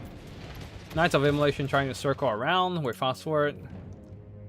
Dread Maul about to pop up. He popped up. The deckhand mob is immediately ready to blast him down. The handguns are already blasting him down. Holy shit, where the damage came from? Is it just the handgun mobs? The hand cannons weren't even starting to fire. It's just the handguns blasting him? What? It's literally just the handguns. I don't even see the hand cannons firing. What? It is just two handguns killing it. And also Salasar Direfine nearby. That's weird. Huh. I guess the handguns are that good, maybe? Because they're shooting point blank, I don't know. That feels a lot more than what a couple handguns could have done. Like half of the, like that's 4,000 damage done. It still lived, but like it's almost dead. It's almost dead. Once it rouses shatters, doesn't matter. But Knights of Immolation, yeah, it just charged in and died to hand cannons. The hand cannons were facing that way and just shoot them up with point blank handguns, blasting them down as well. Sorry, I'm gonna rewatch this one, cause the hell, that's a lot of damage from handguns. That doesn't. I feel like it doesn't even make sense. Oh shit! I should have checked the hand cannons and see if they fire in guard mode. I'll see. Give me a second. And also pay a little bit of attention to the Knights of Immolation. That's probably what I need to do as well. Yeah, we might have to do a second stream at some point in future, but to cast the remaining battles, I don't think I can finish casting most of the stuff in like an hour and a half. So, yeah, probably sometime in the future. Future, I mean, yeah, mispronounced. All right, all right. So he comes in. Salashar Diamond put a good hit onto him as well. Hand cannon didn't do much. It is literally just these two units shooting into the fray. The fuck? The hand cannons didn't even turn in time. Oh no, Knights of Immolation try to fly over and drop some flaming poop, but it sits them right on top of these hand cannons and multiple units. Oh, hand cannons and more hand cannons. Oh god, yeah, that is horrible. Yeah, that is a horrible death. They didn't even manage to drop their flaming poop. Dude, damn, that's rough. Salashar Diamond help. There are 3 units shooting? Like, this unit was not able to turn in time to shoot at the Dread Maul. It is pretty much just 2 units of handgun mobs, I think. So I guess it's just 2 handgun mobs, and Salashar Diamond did do like 400 damage to the Dread Maul. So I guess that, don't underestimate her armor piercing fighting power. I guess it's 300 pure armor piercing, but I don't know. I feel like that is still too much for whatever, like, firepower. I'm not complaining. I just feel like it doesn't make sense from what I'm seeing. But yeah, a lot of damage coming in. Right. I really don't feel like watching another Dread Maul battle.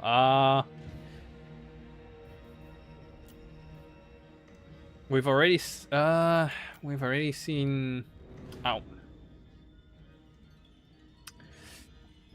It's a okay. It's a Slaughter Master. Oh, it's a Paymaster plus 2 Gold Fang Man-Eaters plus an Ashen Man-Eater. I need to cast this. I need to cast this. All right, cool.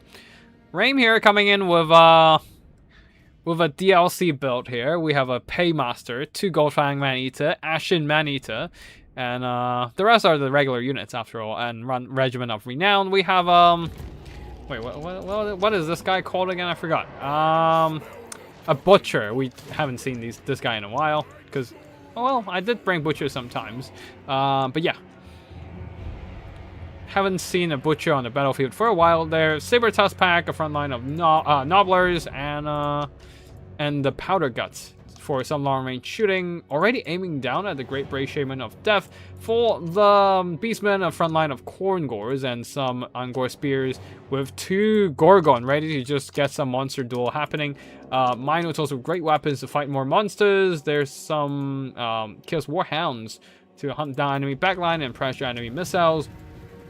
Although on the other side, they also had some mobility for the same purpose, a couple Blood Vultures. Now, the Powder Guts are getting some, if they can get a good shot in, they can do some pretty good damage. The problem is, their range isn't the greatest. Range is decent, but decent is pretty much it.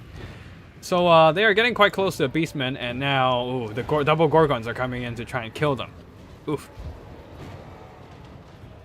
And the adaptive tactics don't no longer give them as much stat boost recently, so they're gonna have limited fighting power against superior melee combatants.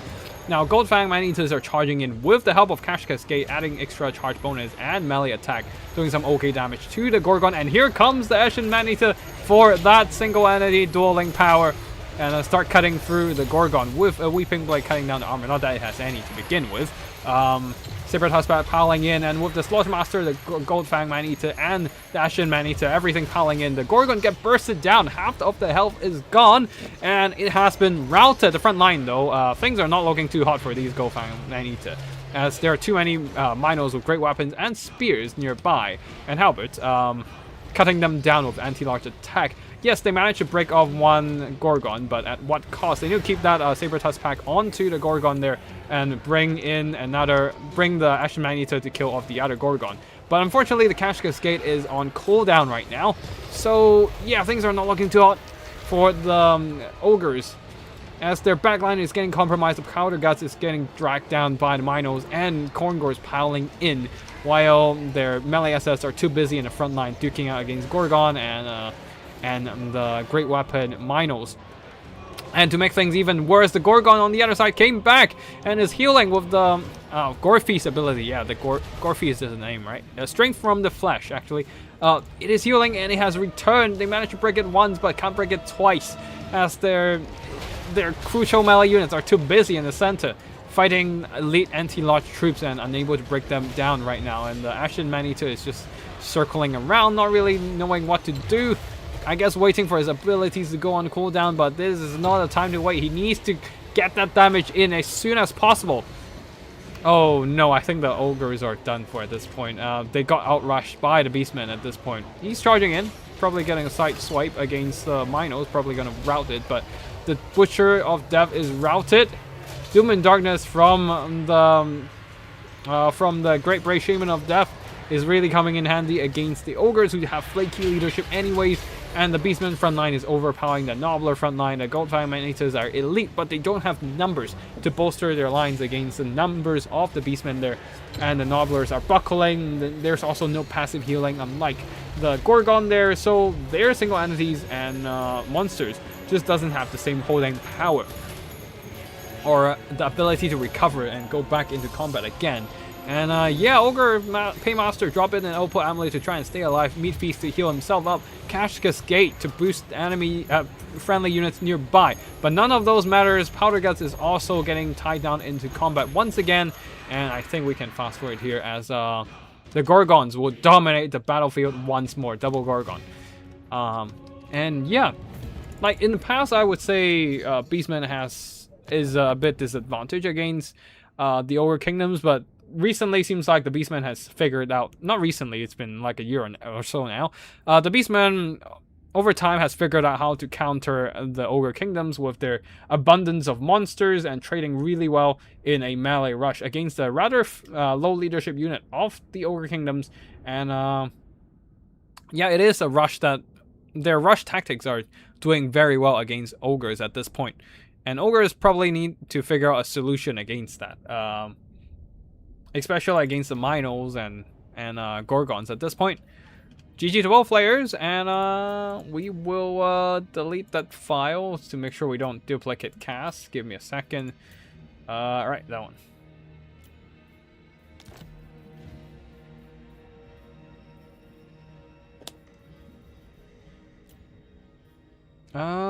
We've seen enough high elves, and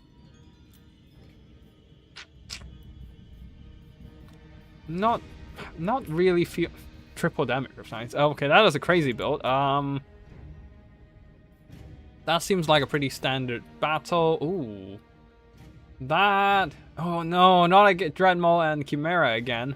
Although we are seeing Alfredino with a kite, with a bit of a kite army. Let's check this later, and let's check out the.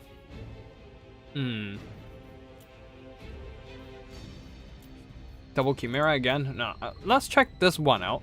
Alfredino with Chimera plus. Wait, no, hold on. I feel like this Wood Elf army is not well equipped in this case. Let's check out this triple Demogryph halberds. Don't see that every day. Alright, we are seeing the Empire here, triple Demogryph Halberds, one of them the Royal Order of Griffites, the Hammer of Witches, 2 Hoglander rifles, so a lot of firepower as they do have a Huntsman General, a Huntsman General leading the army, providing a bit of reload buffing. And a live Jade Wizard to heal these heal these Demogryphs, and then a front line of spears. Yep. So a rather narrow Empire army. On the other side, we have a lot of Ushaptis. 4 of them, in fact, regular ones, and then another Chosen of the Gods for that long-range firepower. A ton of skeleton cavalry, horse archers, and some skeleton horsemen, and even actually no Nekara horse. Oh, here we go. Nekara horsemen at the back, and some carrions in the sky. So a lot of mobility, very mobile, very light and wide. Tomb King's army. So the damage they're gonna take from long-range firepower like Hoglander rifles and the Hammer of Witches are not gonna be as insane. Yes, they're still gonna take a good chunk of damage, but yeah. It's not gonna be as focused into like one single very expensive unit, right? There's also, looks like Cetra is on horseback. Oh wait, no, this is Katap. Katap is on horseback, ready to spam that cooldown debuff. Well, the skeleton horse archers have moved up into range. Oh no, these Hoglander rifles, they're not gonna. Oh wait, what are you doing? What are you doing? Why are you walking into there? Shoot at the Hoglander rifles, man. Anyways, Empire Knight charging up, but quickly pulling back due to all these skeleton horse arch, skeleton mobility and Ushaptis collapsing in here, and Demogryph Knights with halberds are trying to hold the line at this point. There's also a spear at the back guarding the Hammer of Witches, doing some pretty decent damage to the Chosen of the Gods. And the Empire front line is holding on just fine for now. Skeletons can't really break through spears, state troops as easily, and a lot of their mobility, their monsters are getting stuck on Demogryphs. Although there is one Nekara horseman, or maybe half a unit of that, managed to break through and will be running down the enemy Hoglander long rifles, and some horse archers as well circling around. Horse archers might want to just charge in melee mode, just hit F and then just charge in, shut down those missiles and kill them off. Because skeleton horse archers, even with their shitty melee stats, are still better melee combatant in total than these Hoglander long rifles. Definitely just pile in, man, and shut them down. It'll be worth it. But looks like they're just kind of being cautious here. Oh, no. Are they charging in? Yep, they're charging in, shutting down Hoglander rifles there. But these ones are protected by Empire Knights and state troops, so it's not going to be as easy of a job. While over here, Demogryph halberds are holding the line against a sheer amount of skeletons and constructs, and are struggling a bit. They're taking a lot of damage, but at the same time doing quite some in return. Already 1 chevron and 1,000 gold worth of damage value. The other side as well, Demogryph Knights holding the line against monsters and skeletons alike, and carrions. Well, carrions are kind of skeletons, right? Yeah, the Tomb Kings are struggling to break through the triple Demogryphs, and I feel like they're not using those mobility aggressive enough to shut down the missiles. They have so many mobility. They shouldn't be charging in from the front. Like skeletons and Ushaptis, sure, they should be fighting from the frontal engagements, but all these Nekara horsemen and skeleton archers, horse archers and skeleton horsemen definitely should be circling around and just getting rear charges, getting into the Hoglander rifle and stuff, instead of just trying to kite and shoot from afar. As the Empire army doesn't have the numbers to hold on against all these mobility threat. So a bit of a wasted opportunity there, allowing the Demogryphs to just chill in infantry support and grind down all those Ushaptis in melee. Oh shit, they don't even have skeleton spear. Oh, they don't have skeleton infantry. Okay, that makes sense actually. Which is, I feel like, is a bit of a mistake. You definitely want some infantry support instead of just going all in on mobility. That didn't pay off, as you can see here, as the spears of Empire were able to earn back their worth, dragging down enemy mobility. Missiles didn't do too much here, but yeah, the Demogryphs getting some very solid value overall.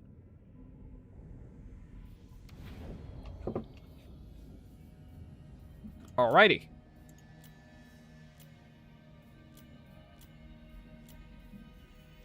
But yeah, we're casting stuff with skipping here because again, we my voice is gonna explode if we yeah, I'm feeling my voice is not doing too well already after an hour and a half. But yeah, we'll keep casting until like roughly 7, and then roughly another hour, and then we're gonna hop off and jump over to Curio's 20.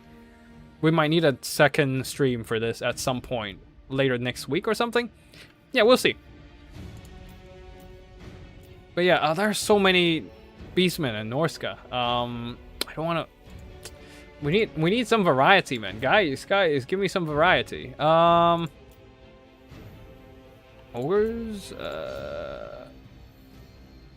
Yeah, Alfredino versus Rame. Let's do this one. As I do want to check out how would Alfredino deal with this Dreadmole. Now, on one side, we can see that Kislev is going with a line of Kislevite warriors plus 3 armored Kossars, and then 4 dervishes, and then 4 horse archers plus 1 brothers of Tor. The Oath Brothers of Tor. Sorry.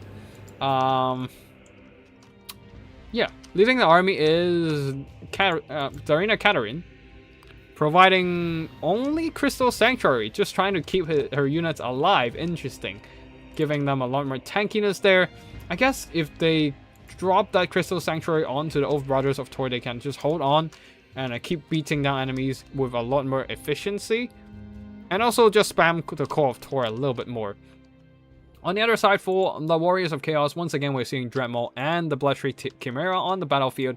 We're seeing some Chaos Warhounds, a bunch of Hellstriders of Slaanesh, and a front line of Marauders. We're seeing a really rare unit, the Summoners of Rage, Dragon Ogres with the ability to drop in Chain Lightning. Bound Chain Lightnings on the battlefield. Pleasure Guard once again, as they're just a very solid unit, and also a Chaos Sorcerer Lord of Nurgle with Nurgle Magic to heal up the expensive monsters.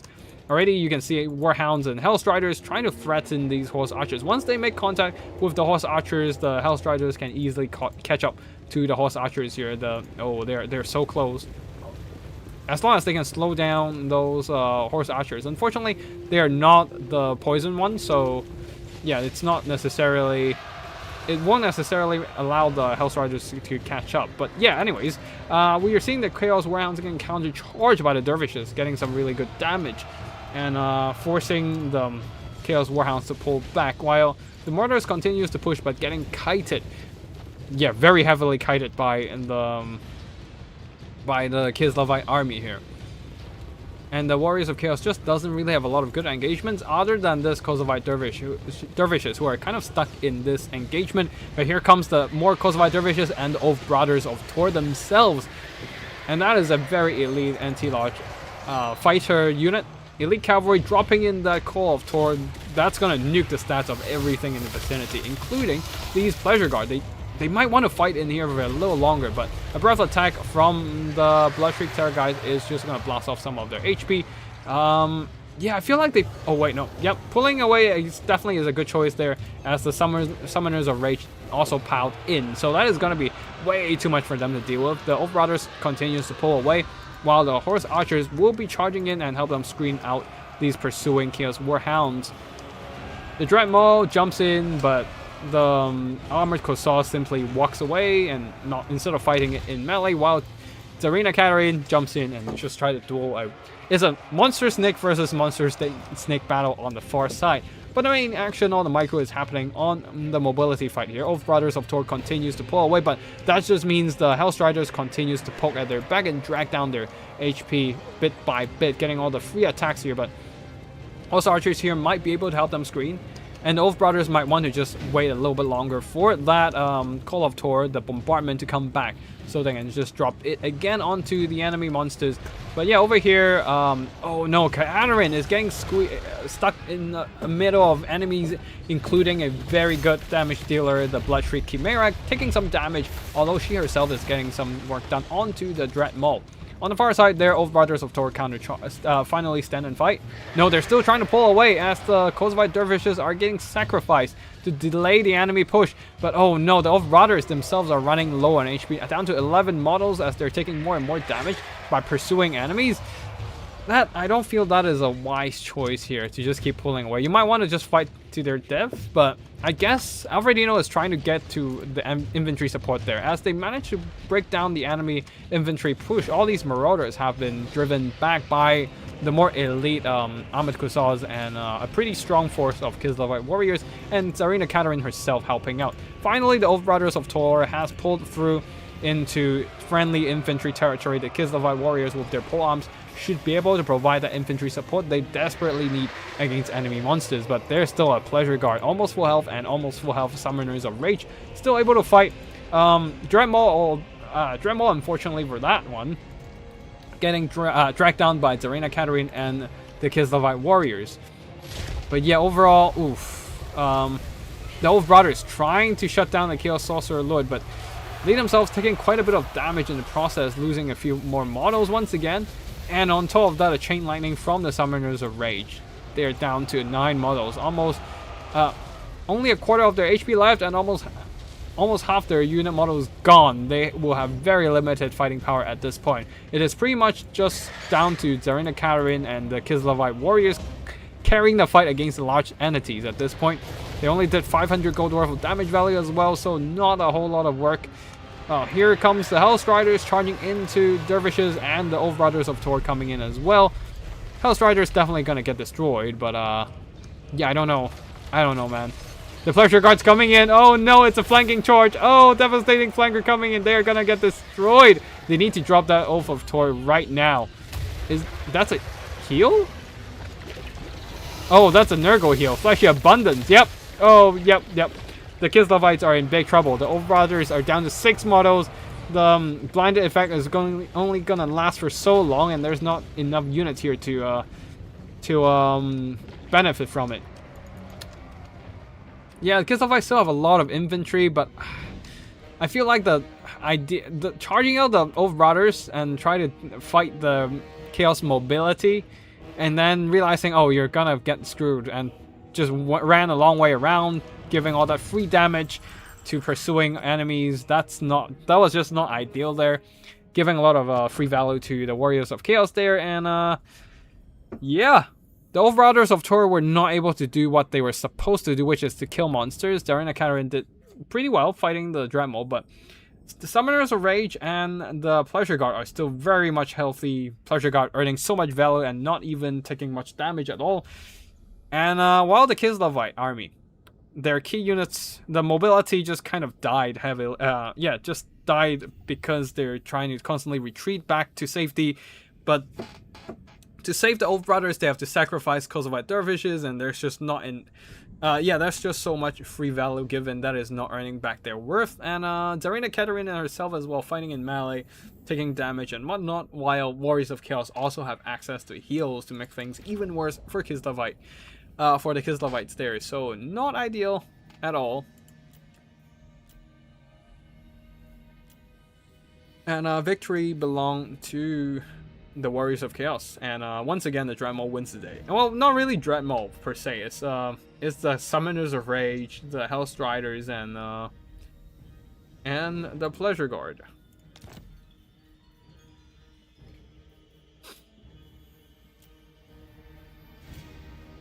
Okay, again, I'm gonna be skipping quite a bit here because we're seeing a lot of like similar builds. You can see these two Beastmen builds are almost identical, and I really don't want to cast them right now.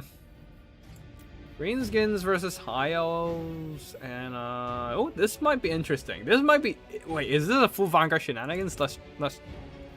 Well, I guess it is. It is just not. This one is just not to be, unfortunately. Damn it. Right. World Beater, I don't know if you're still there in the chat, but we are slowly getting to your replays. Hope you're ready. Oh, shit. Are we seeing... No, we're not seeing.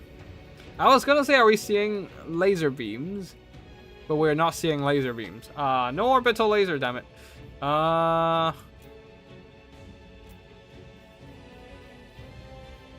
Yeah, these battles are largely seeing the same Beastman build.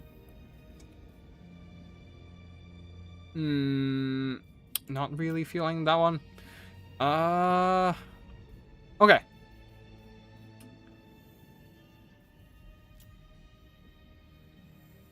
Ooh, haven't seen Archaon in a while. That is another Kislev game. Oh, I'll cast that one later, actually. Let's see. Let's do... Wait, nope. Nope. No. Yeah, I'm just wondering what to cast, because a lot of these builds are quite similar. Give me a second. Yeah, you know what? Let's just cast the... We're seeing multiple Wait, where was the... Shit. Wait, no, we deleted that one. We want to see it, but... alas, it was not to be the full Vanguard shenanigans. Alright, let's just check out one of these 10 and Hoenn. Haven't seen the guy in a while. And, yeah.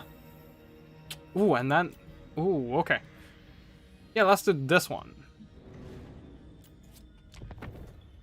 The Umbro Tide. Haven't seen these guys in a while. I do like the unit. I like the design of it, and I do find them really strong in certain situations. It's just that the range is kind of specific conditions to make them do well. For example, a slight armor debuff. But yeah, we'll see what happens here. On the Lizardman side, we have a front line of Javelin Skinks and a line of Skink Skirmishers, flanked by Cold One Cavalry, backed up by the Umbro Tide, the Laser Beam Bastiladon, the Solar Engine, and also 10 Hoenn. Unfortunately, no Orbital Laser today, but still, Flock of Doom and the Manticore summon. I wish it is some kind of dinosaur summon. A Bastiladon summon would be cool, for example. But yeah, transformation of Kadon to get that extra aerial unit for disruption, and maybe even pressure these Angels of Decay. For the Nurgle army here, front line of Pestigor is backed up by Rotting Riders, the Plague Toads of Nurgle, and Nurglings on the flank. There's also one Marauders of Nurgle with great weapons, and two more Chaos Warhounds with poison, Angels of Decay, Rotting Riders, Elite Rot Knights, and in disguise Demon Prince of Nurgle there with Spirit Leech and Fleshy Abundance. Also Stream of Corruption, bound version for a couple casts. But I don't think the Stream of Corruption would be a big matter here. It is all about shutting down that Umbro Tide and allowing your Angels of Decay to just freely sit in the skies and do whatever they want. Of course, the Javelins will be a problem as well, but yeah, they have limited ammo. So if they're either in melee or use up their ammo, then they will not be a concern. Of course, Umbro Tide have stock, so the Nurgle army does not see them. They're still hidden away, ready to blast away enemy formations, blast away the Nurgle formations with the fiery spit attacks, and we shall see what happens here. Stream of Corruption first, bound cast, breaching through the skink cords, but not doing any mortal damage. So the Javelin still flying into these Pestigors. They have a little bit of missile resistance, so that helps, but it is still a lot of damage coming in from the Javelins, and Rotting Riders going in for the first engagement as the Cold One Riders are trying to push back. Oh, they got jumped by... Oh wait, these Cold One Riders got... Oh, okay. Yeah, they got pinned down by the Chaos Warhounds and just sitting there eating a bunch of shots from the Angels of Decay, earning back quite a bit of value, but also using up half their ammo. So their ammo is running low. We shall see if that's going to be worth it. As the Bastiladon blasting in. Oh, and here comes the Umbro Tide revealing themselves and blasting into the fray. The problem is that they don't have a whole lot of armor piercing in their shots, so it's not doing a lot of damage right now. It does slow down the enemy regeneration and do a little extra damage, but right now it seems like the Rotting Riders are not taking a whole lot of damage. If anything, they took more damage from melee grind and from the Bastiladon. Oh, here comes a Fate of Buna. There's no healing to counter that spell, so these Umbro Tide are deleted soon. Oh, that is a painful, painful loss right there. Summon Manticore though, just pressuring these Angels of Decay, trying to push them back, and a little bit of Flock of Doom to drain them down. But yeah, the Umbral Tide. Are they shattered? Oh no! Such a powerful unit, but just gone like that. 16 damage valor. Oh no! The fate of Buna is just too brutal there. There's nothing to counteract that. No healing or no spell damage reduction at all. That is a painful loss. The Blizzardmen are still hanging on though. With the Feral Manticore continues to pressure the Angels of Decay, but it's gonna disappear soon. And once it's gone, there's not really much to wait, I thought that's a spirit. No, I thought that was a Spirit Leech. My bad. That was the Fate of Buna. My bad. But yeah.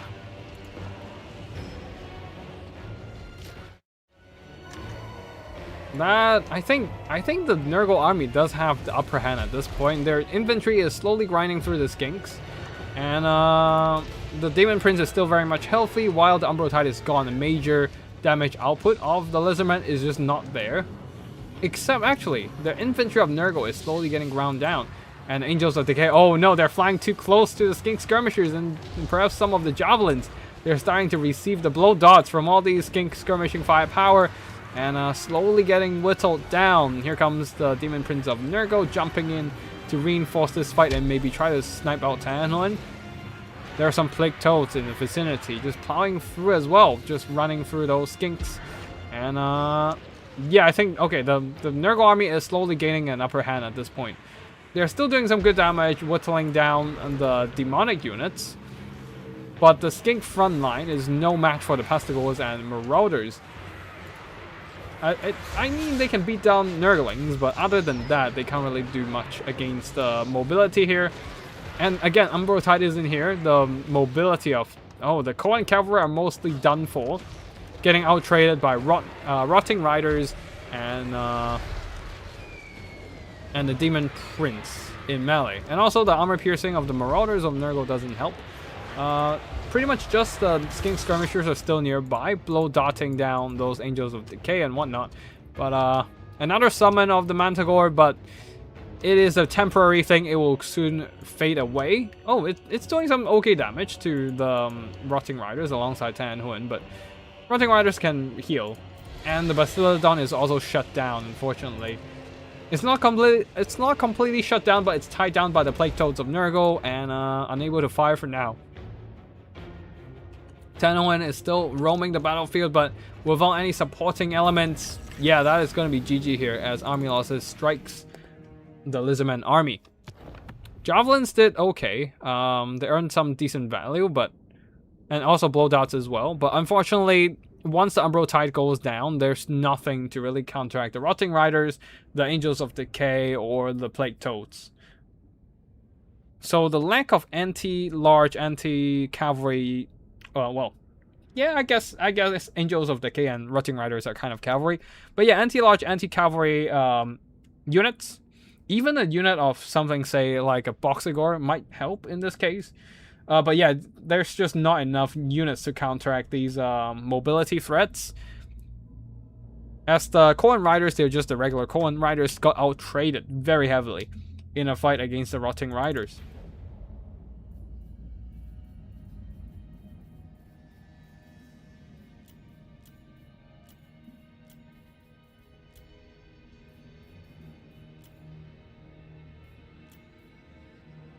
Right, give me a second there. I'm gonna quickly go check in on the Curio tournament.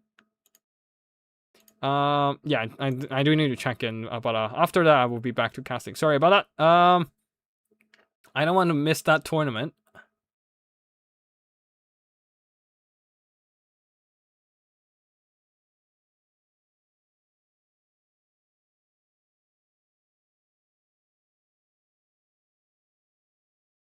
There we go. Just to get a few more rounds of combat myself. Alright, cool. Thanks for the wait. Now we're back to the battles here. World, okay. World Beater going with Dark Elves versus... Yeah, we can watch this. We haven't seen the Dark Elf... I mean, we've seen a Dark Elf versus Dowie game earlier, but that was more like a kite game. This is still a kite game, but we're seeing a lot of Iron Drakes. 10 whole units of Iron Drakes. Let's go.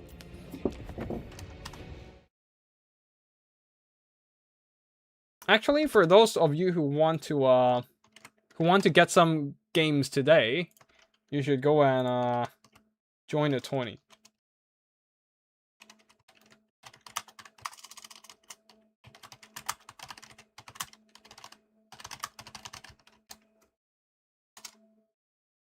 Yeah, go and join the tourney. Let's slow down a bit. Get some more players in for some multiplayer battles. Right, yeah. Anyways, now, enough of digression. Let's go back into the battle itself. Over here, World Beater going with Dark Elves, 4 shades, armor piercing, firepower, and they will outrange the flamethrower Iron Drakes. Do they? Yeah, 80 range versus 130. But they do not outrange... Well, wait, actually. Yeah, they do not outrange the Trollhammer Torpedo Iron Drakes. So, they might be able to shoot down the flamethrower ones, but they might get hammered by the Trollhammers. Pun absolutely intended. For the Dark Elf army here, a front line of Bleak Swords and a bunch of Dark Riders as well, and some Cold Knights providing a lot of mobility. And also a Supreme Sorceress of Dark Magic with a Doombolt and Chill Wind. Chill Wind, 100% armor piercing damage, really good against armored formations of the Dowie here. Although, there's not a whole lot of units for it to Chill Wind, so we shall see if that's gonna work well. Blade Wind also can work, but Doombolt here might be really good against these kind of blobbed up Iron Drakes.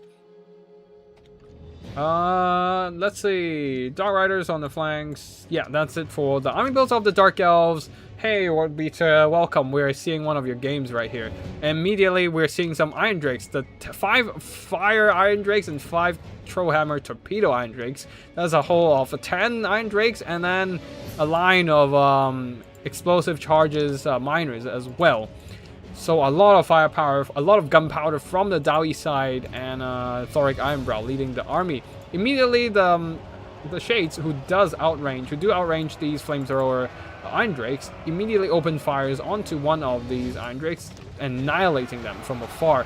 However, they themselves are taking quite a bit of damage from those Trollhammer Torpedo Iron Drakes, but they at least routed off these flamethrower Iron Drakes.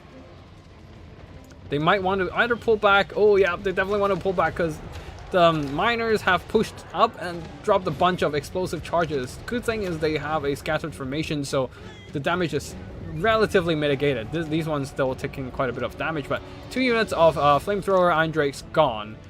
And the regular Shades are baiting up a good chunk of those explosive charges. So the Bleak Swords, good news is the Bleak Swords can get into combat relatively untouched.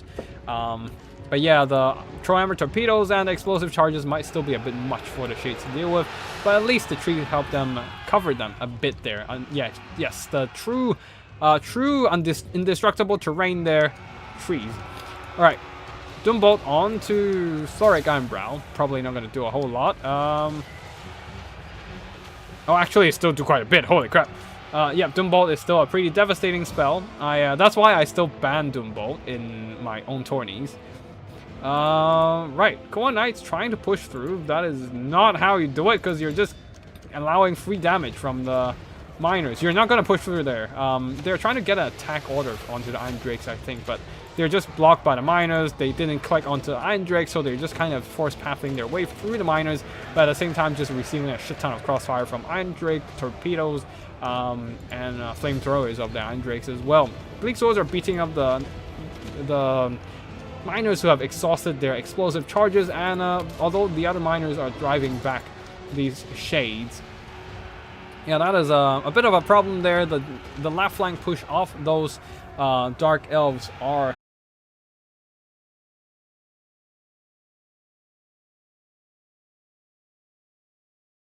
Alright. Apologies, I think my internet dropped a bit there, but I think we're coming back. Yep, sorry about that. The internet dropped a bit there, but I think we're back.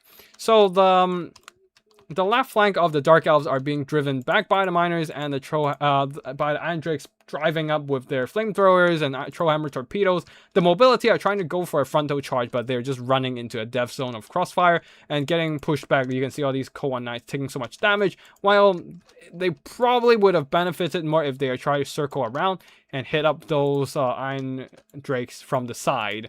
But yeah. Also, the Supreme Sorcerers of Dark Magic is in range of all these Trollhammer torpedoes, taking a shit ton of damage as well. The Shades are getting close to firing range. Oh shit, they need to really start to get firing because they're in range of the Iron Drakes and they're just gonna get burned down. They're not firing at all. Oh no! They're also not charging into combat either. Oh no! Alright, they are charging into combat now. Okay, yeah, okay. They might get some work done just to disrupt and keep these Iron Drakes working. But at this point, I think it is pretty much a Dowie victory here, as their push was a little bit disjointed. Oh, wait, you can't hear me? Can you hear me now? I think there was a bit of I think there was a little bit of connection issues earlier. I think it should be fine now. Let me know if you still can't hear me. But I think it should be fine now. All the other stuff on my stream seems to be showing properly, so I think it should be fine now. But yeah, internet stuttering again for some reason. Like it's been fine for a long time, but recently it occasionally drops, and then I reset it, everything works again. So I have no idea what's happening. But yeah. Shades charging into combat, but unfortunately that is probably not gonna be enough there. There's still a lot of Dowie fighting strong. At least there are still some Shades on the far side there, and some of the Iron Drakes are getting dragged into melee combat. Bleak Swords pushing in. Oh shit, there's no sound? Right.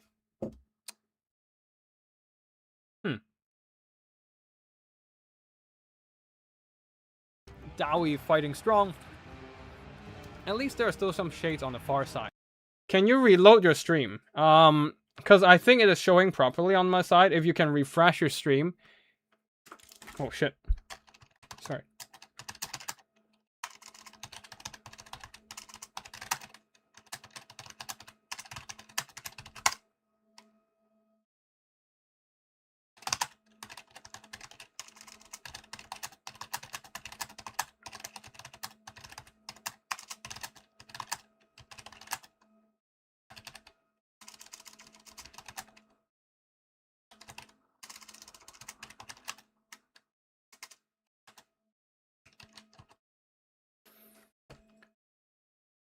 Okay. Let me just quickly check the stream on my phone and see if that helps. Give me a second.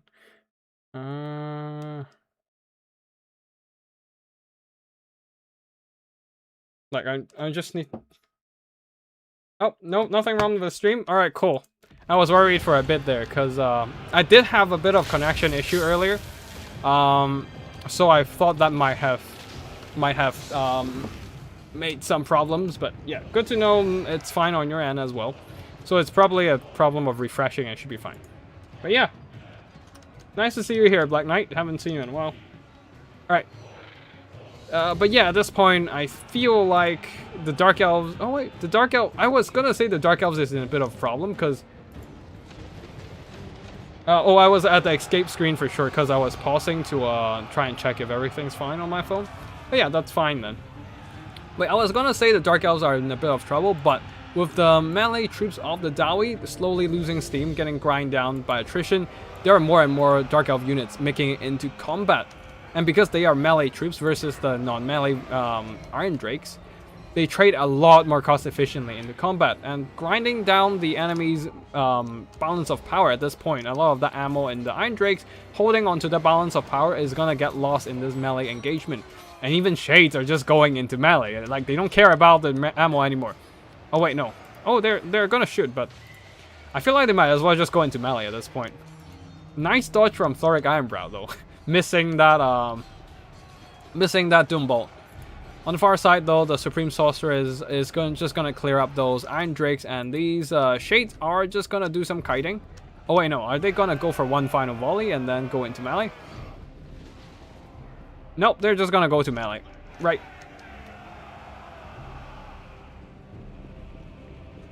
And yeah, all the Iron Drakes getting caught by some very healthy Bleak Swords are getting driven back. Now the balance of power is in favor of the Dark Elves as the Dowie is losing their ground, no longer able to hold on to their position. All their missiles getting compromised by various melee units.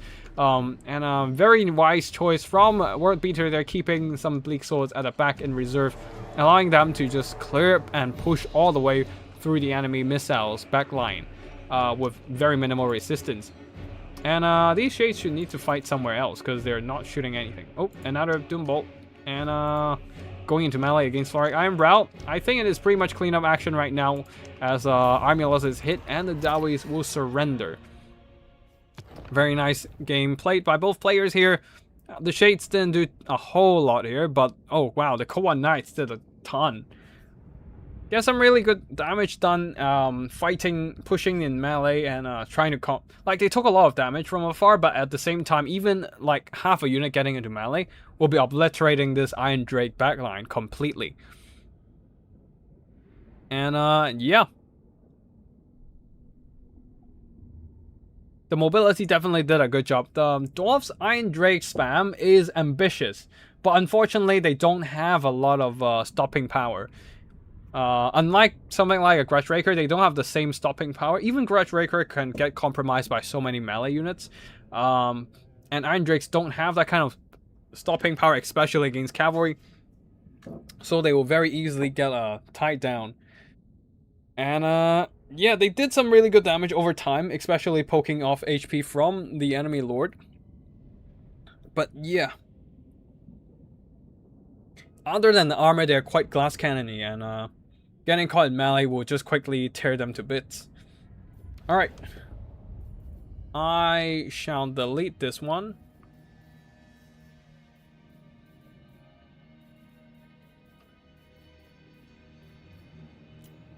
Wait, what? Okay, yep, this one has been cast. And, alright, Green Skins versus Empire. We've seen a matchup like that before. This has Steam Tank, I assume.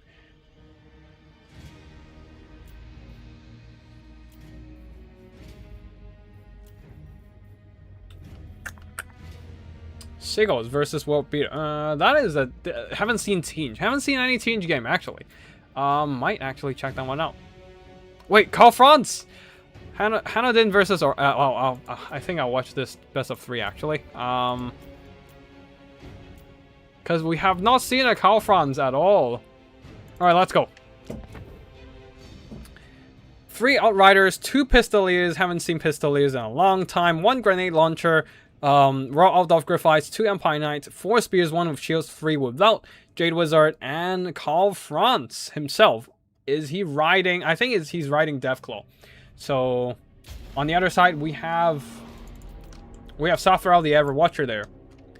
Providing Searing Doom, Final Transmutation, and Rock of Inevitability for them. Melee defense reduction, and also for slow, really nice combo to tie down enemy units and stick them in melee.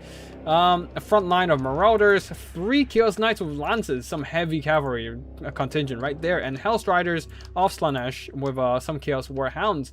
And also, of course, oh wait, no, that is not a Chimera, that is a Pharaoh Manticore. This is like a, okay, outside of the Hellstriders, this is a retro, yeah, this is a retro Chaos build. But yeah, we shall see. We are seeing a lot of retro units here. The Empire as well. Yeah, not a single DLC unit on the Empire side. I guess Jade Wizard is not DLC. Yeah, not a single DLC unit on the Empire side. Not even the older DLC unit, so it's a super retro build on the Empire side. Hellstrider is trying to pressure the enemy skirmishers, and Hellhounds, Warhounds as well. There's not much really to stop them. Pistoliers can probably do some kiting and whittle them down. Interesting choice, using 1 Pistoliers to intercept the Warhounds while the other rushes away, and now the two Pistoliers are just double teaming the Warhound. Final transmutation onto Karl Franz as the Royal Alt of Griffiths charges in and try to shut down these Hellstriders, but Hanodin still on top of his micro, splitting all 3 units and try to minimize the damage, although that means the micro on the other side is a bit lacking, as the Hellstriders manage to catch up with the Outriders here. And Hellstriders have the poison, slowing down the these Outriders, making them even more susceptible to enemy pursuit. So that Outrider's completely done for at this point, while the rest will retreat back behind the spear's cover and hopefully try to kite and avenge their brethren. That's that Outrider just got picked off for free. Chaos Pharaoh Manticore diving into the back line, while the grenade launchers have taken some damage so far. I guess they just got caught by the Chaos Knights or something. Although the Chaos Knights have been dealt with by a combination of Royal Alt of Griffiths and possibly Karl Franz himself. More Chaos Knights are piling in, the Marauders are lagging behind as they are just on foot, and over here the Outriders are getting tied down and also dragged down by the Pharaoh Manticore. And although there's still one Outrider unit still able to keep firing, these Hellstriders might just jump onto them, but they are a bit distracted by the Pistoliers nearby, and Karl Franz jumping in as well. But here comes the Chaos Knights with lances, and these Outriders are not prepared. The Royal Alt of Griffiths only have 1 unit, and they can only be in so many places at once, so the grenade launchers took the brunt of the charge, but at least the Royal Alt of Griffiths are here to save them, as the Emperor Karl Franz himself demolishing that Pharaoh Manticore in melee, and the Pharaoh Manticore has been rampaged, so he can't actually bail out of that fight by himself. A little bit of healing. Flash to Stone, actually, not healing. Flash to Stone providing extra damage resistance, physical resistance to be exact, mitigating incoming damage for the Royal Alt of Griffiths, plus the regrowth to keep them topped up, as the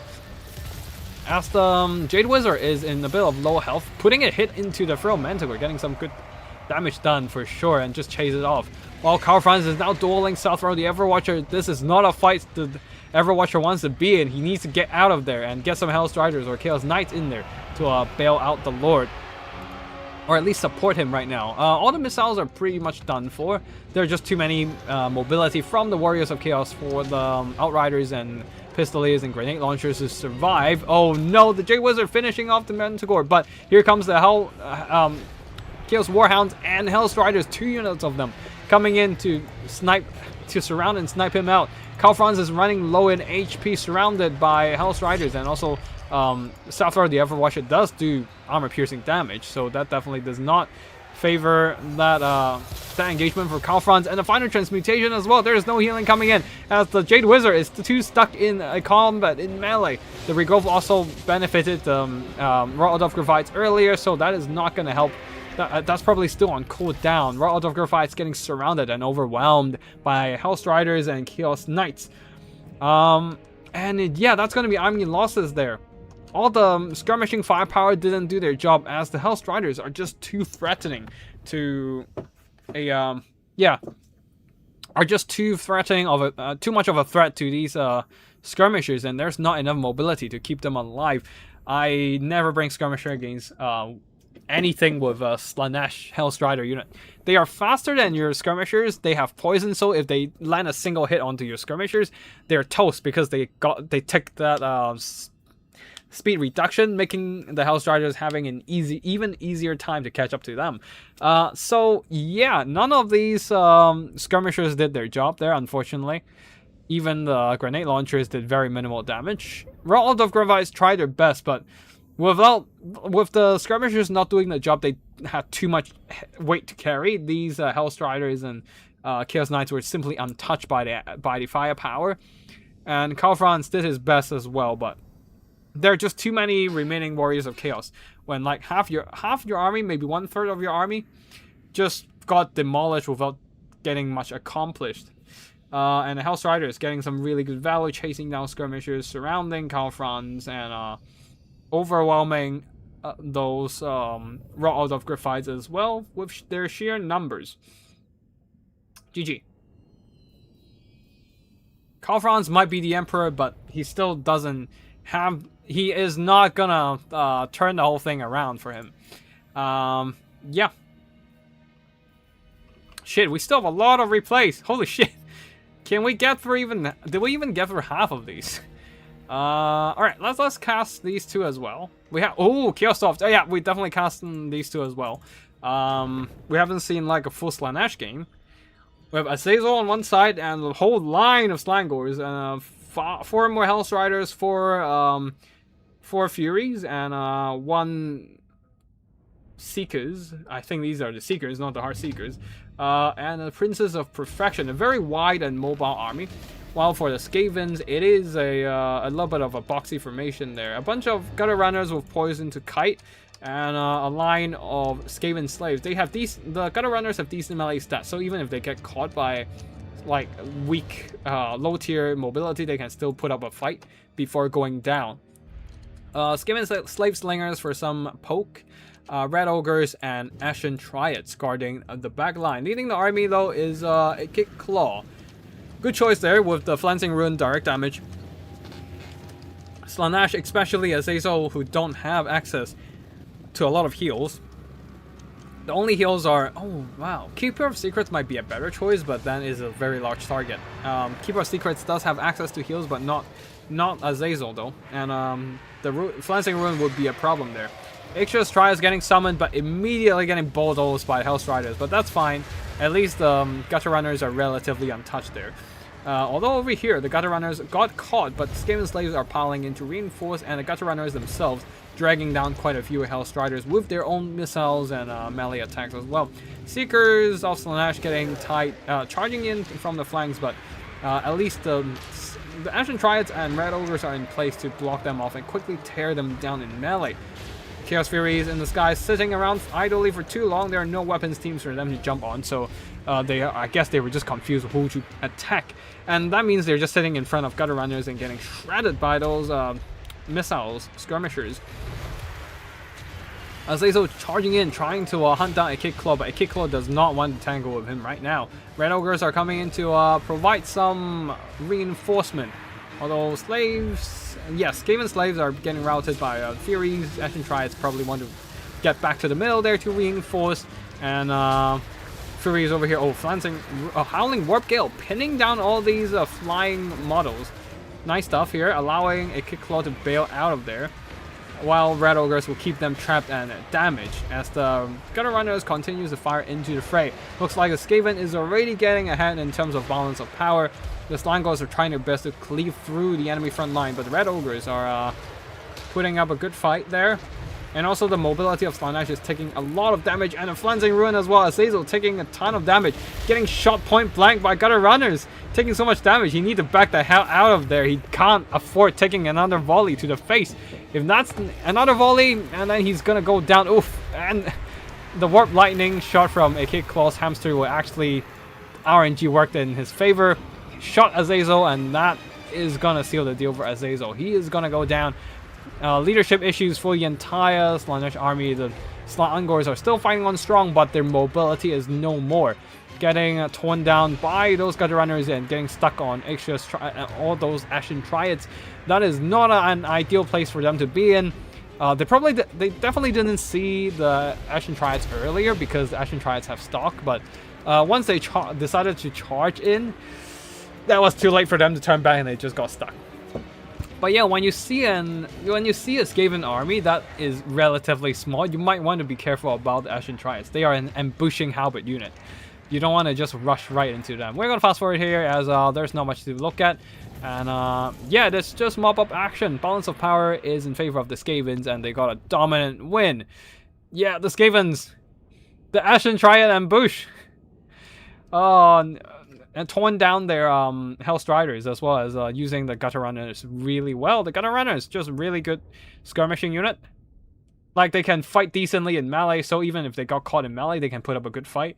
And Azazel, 2 glass cannon, he's standing in front of a bunch of Gutter Runners, spell his doom, and also getting drained down by Flensing Ruin. And the Furies don't have any good targets to disrupt. There's no weapons teams at all, so they were just forced to like dive in and die. Yeah. Good stuff there. Hanodin bring this game back in this best of 3. One more best of 3, this time Greenskins versus Chaos Dwarves, a grudge match indeed. This former slaves versus former slaves master. And yeah, we shall see what happens. The Greenskins going with a lot of bacon calf and some artillery. Interesting. A lot of orc boar boys. 3 of them salvage version, 4 of them salvage version, and 2 of them regular version. A front line of goblins backed up by Ruglocks armored orcs, egg peak loonies for that spinning loon cast, and a hammer of Gork. Leading the army is a goblin great shaman with vindictive glare and Gorko Fix-It to pin down enemy units. And on the other side, for the Chaos Dwarves, we haven't seen a single Chaos Dwarf so far. They're not the best in terms of meta, but really glad to see them in a tournament action. A front line of Hobgoblin Sneaky Gits, backed up by Bull Center Renders, and one of them, the Hashut's Dark Ravagers. All these Bull Center Renders, other than the Dark Ravagers, have great weapons for fighting enemy cavalry. Sorcerer Prophet of Hashut with Dark Subjugation for melee stats. They're on the Lamasutu for silencing aura. Curse of Hashut as well for single entity targeting damage. So we might see some character-on-character action and skirmishing mobility in terms of Hobgoblin with raiders with bows. Yeah, that's it for army builds. Let's get a battle started and fast forward a bit. A little bit of a skirmishing phase. Hammer of Gork firing in, and also the Ruglocks armored orcs whittling down the Lamasu, who does not have a whole lot of armor. Right now, oh wow, okay, Bull Center Renders, everything just charges straight in. Wait, what? Oh, Spiderweb attack, because I forgot. Not like Robspit has that net ability. Pinning down one of the Bull Center Renders, also slowing them down with the Gork will fix it.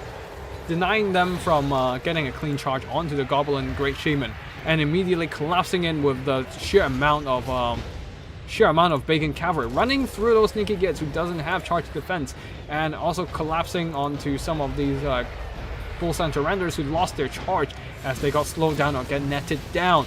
Immediately they're overwhelmed by sheer numbers. Hashut's Curse of Hashut is draining down the Goblin Great Shaman, but he is on a spider, so he does have a lot of HP.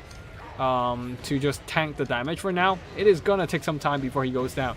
While time is definitely not on the Chaos Dwarf side, their front line is getting dragged down and overwhelmed. They did manage to push off some of these Savage Orc Boar Boys on the flanks with the help of the Hashut Dark Ravagers and skirmishing cavalry and whatnot, but all these Sneaky Gits are on the run, and there are still plenty of Gobble infantry to support the Greenskin army. And the Savage Orc Boar Boys routing another unit of Bull Center Renders. Oh no, that is still the same that's got routed, but out of 3 great weapon Bull Center Renders, 2 of them are down to less than half health, and the other one is also quickly approaching half health. Sneaky Gets 1 unit of them is still fighting the good fight, but Warlord's Boys aren't going to go down so easily with Regiment of Renounced, that is, and Unbreakable. Another Gork will fix it, and a Wah providing a mass attack buff for all these Greenskin units, helping them fight a lot more efficiently, and more importantly, keep them in the fight a little longer. They're giving that immune to psychology. Yeah, the Sorcerer Prophet of Hashut didn't stick close enough to the Goblin Great Shaman, allowing him to just cast spells once in a while. That is not ideal. At the same time, Hobgoblin Wolf Raiders are kiting, trying to whittle down the Goblin Great Shaman alongside the Curse of Hashut, but right now, balance of power is slightly in favor of the Greenskins, and I do agree. Morgoth's Mansion Marauders, I totally forgot about checking this unit out. So yeah, they are on the battlefield, I just didn't spot them. Are now whittling down the last bit of Hashut's Dark Ravagers, and I do feel that the Greenskins have control over the entire battlefield.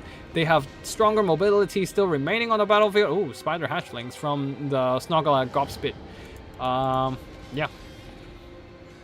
Nice mobility disruption and just driving back the skirmishers, denying them from doing anything useful right now. While the Goblin Great Shaman is going in for a fight against the Bull Center Render. Great weapons alongside Snobla? Shit, what's his name? Snagla Gobspit. The problem is though, these are anti-large fighters and the Goblin Great Shaman is alone, and he is taking a lot of damage right now, surrounded by anti-large armor piercing. These Bacon Calf needs to get in and needs to get in fast. Gorko Fix It is not going to fix this because there's no charging involved in this engagement so far. Oh, he did have the Crown of Command, giving himself Unbreakable and forcing his way through to his friendlies. And also Snaggle Gobspit, pinning down one more of these Bull Center Renders. Trying to save this Goblin Great Shaman. Very wise choice there. Just trying to get the hell out of there, while the Snagala Grubspit and the Goblins are dragging down the last bit of these Bull Center renders. And the Lamasu Lord there is in a bit of trouble. The Lamasu Prophet getting chased down by Bacon Cav, and also with Goblin Grey Shaman and Toad, who does have some random missile attacks automatically shooting in. So that is not going to help. Oh, a nice hit from the Spider onto the Lamasu, taking a good chunk of his HP out, and another hit. And that is going to be army losses. Victory belongs to the Greenskins. Hello, David. Welcome to the stream. And yeah, I'm going to stream for another like 20 minutes, and then after that I'll be going offline, as I'll be joining Curios 20. You can see the link pinned in the chat. And check out his channel as well. I think his channel is... Yeah, I think he's going to stream his tournament, so go and check out his channel. I will post the link in the group chat in the chat as well. Just go and check out his streams, I guess. And yeah, as he's gonna stream his tournament himself. Right, so the Greenskins mobility just swarmed the rather numerically inferior Chaos Dwarfs there, and yeah, just overloading their units and getting a whole ton of value. As the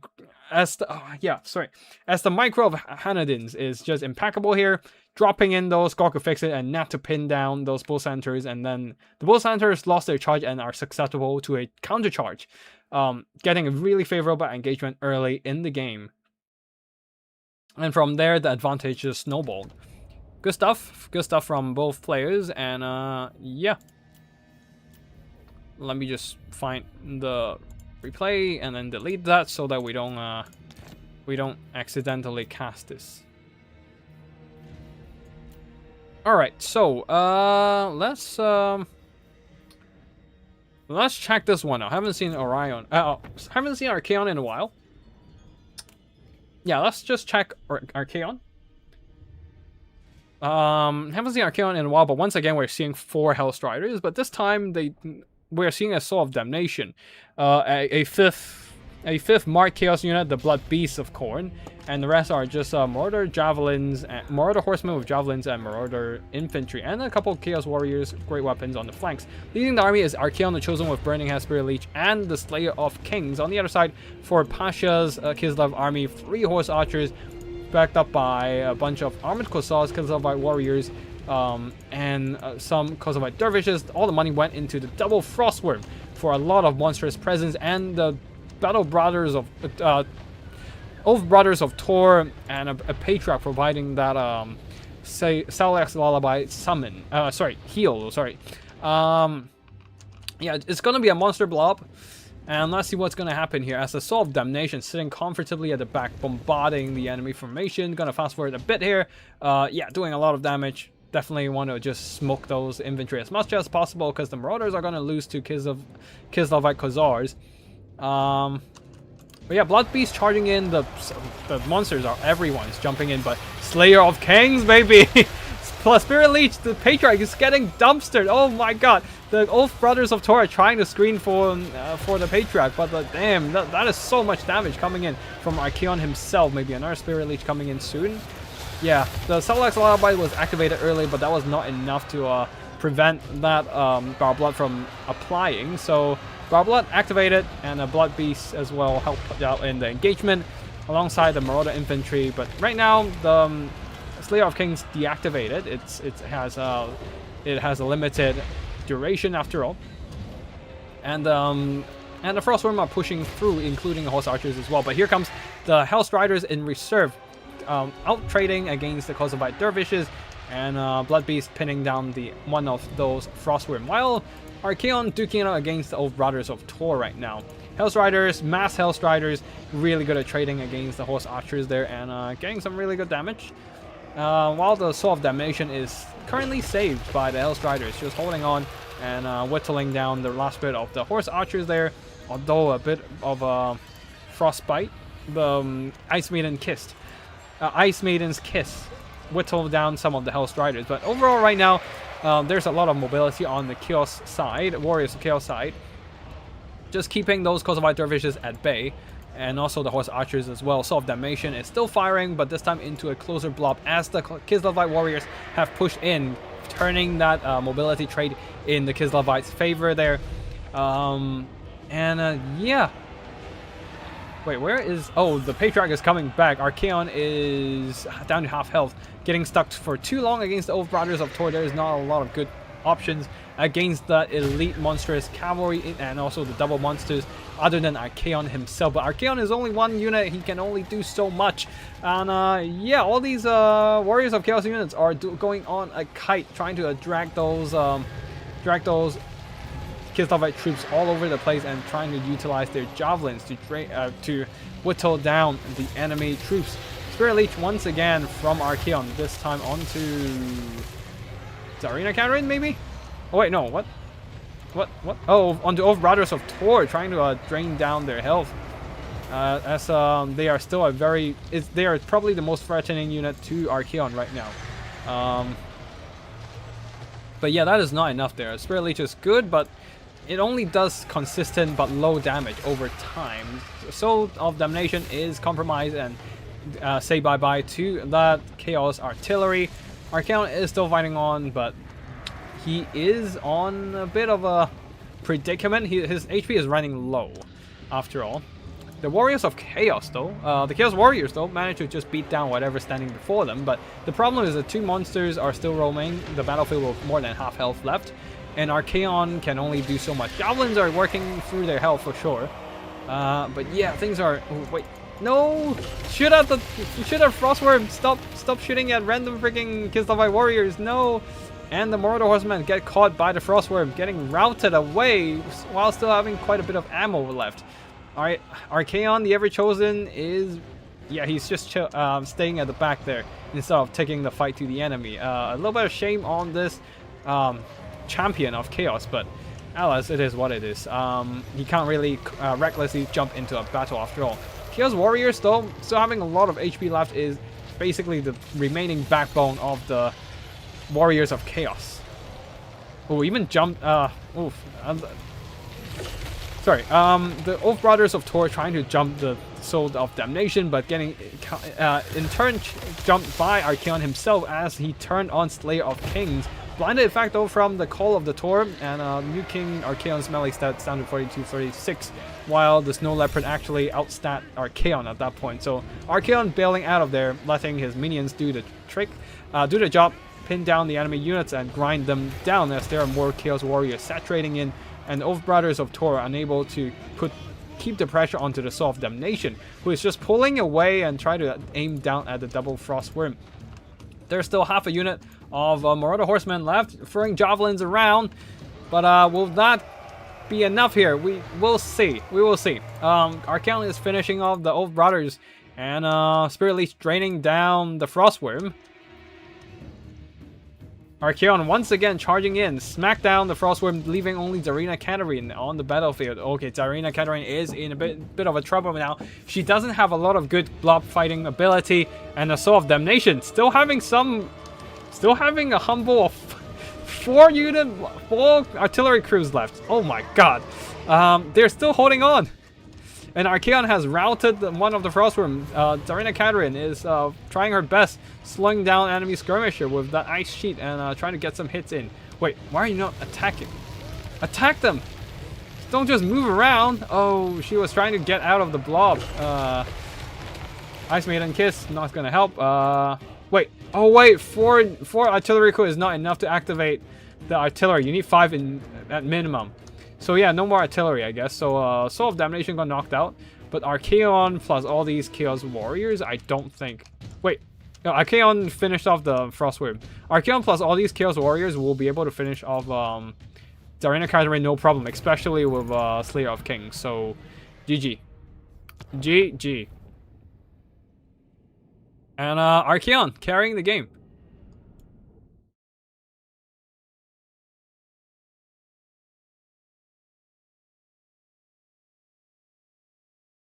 Excuse me for a sec, I think I have a message about the next 20 later. Give me a second.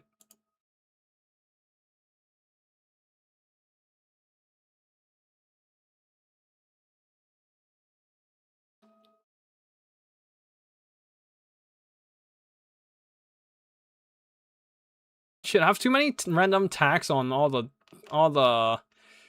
Right, shit, I might have to just, I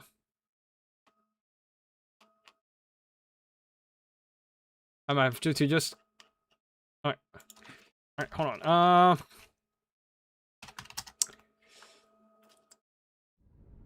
Let me just finish the cast today, and then I'll just quickly move on over to the other tournament. Give me a second. Right, so... Old Brothers of Tor and Tsarina Katerin did some really good damage, especially dragging down Archaeon, but unfortunately, the mobility got out-traded by Hellstriders, especially the Horse Archers, getting overran by all these anti-large mobility. The Blood Beast did some decent damage, and also, more importantly, Kislev doesn't have any solution against the double Great Weapon Warriors. Yeah, there's no solution against any heavy infantry, and they just got out-traded, just got outlasted in melee grinds. Like, Tsarina Katerin tried her best, but she can only do so much when Archaeon is putting the pressure on her himself. Alright, that is this one. Let me just delete that.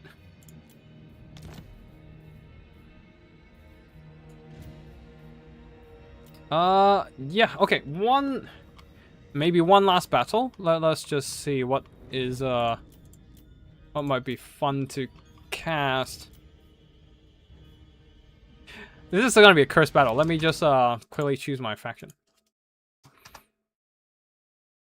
Let me just choose my tournament faction on Curiosity's event, and then I'll do one last cast. Give me a second. And it's gonna be a monster mashing blob fight. Cheese versus cheese. Yeah.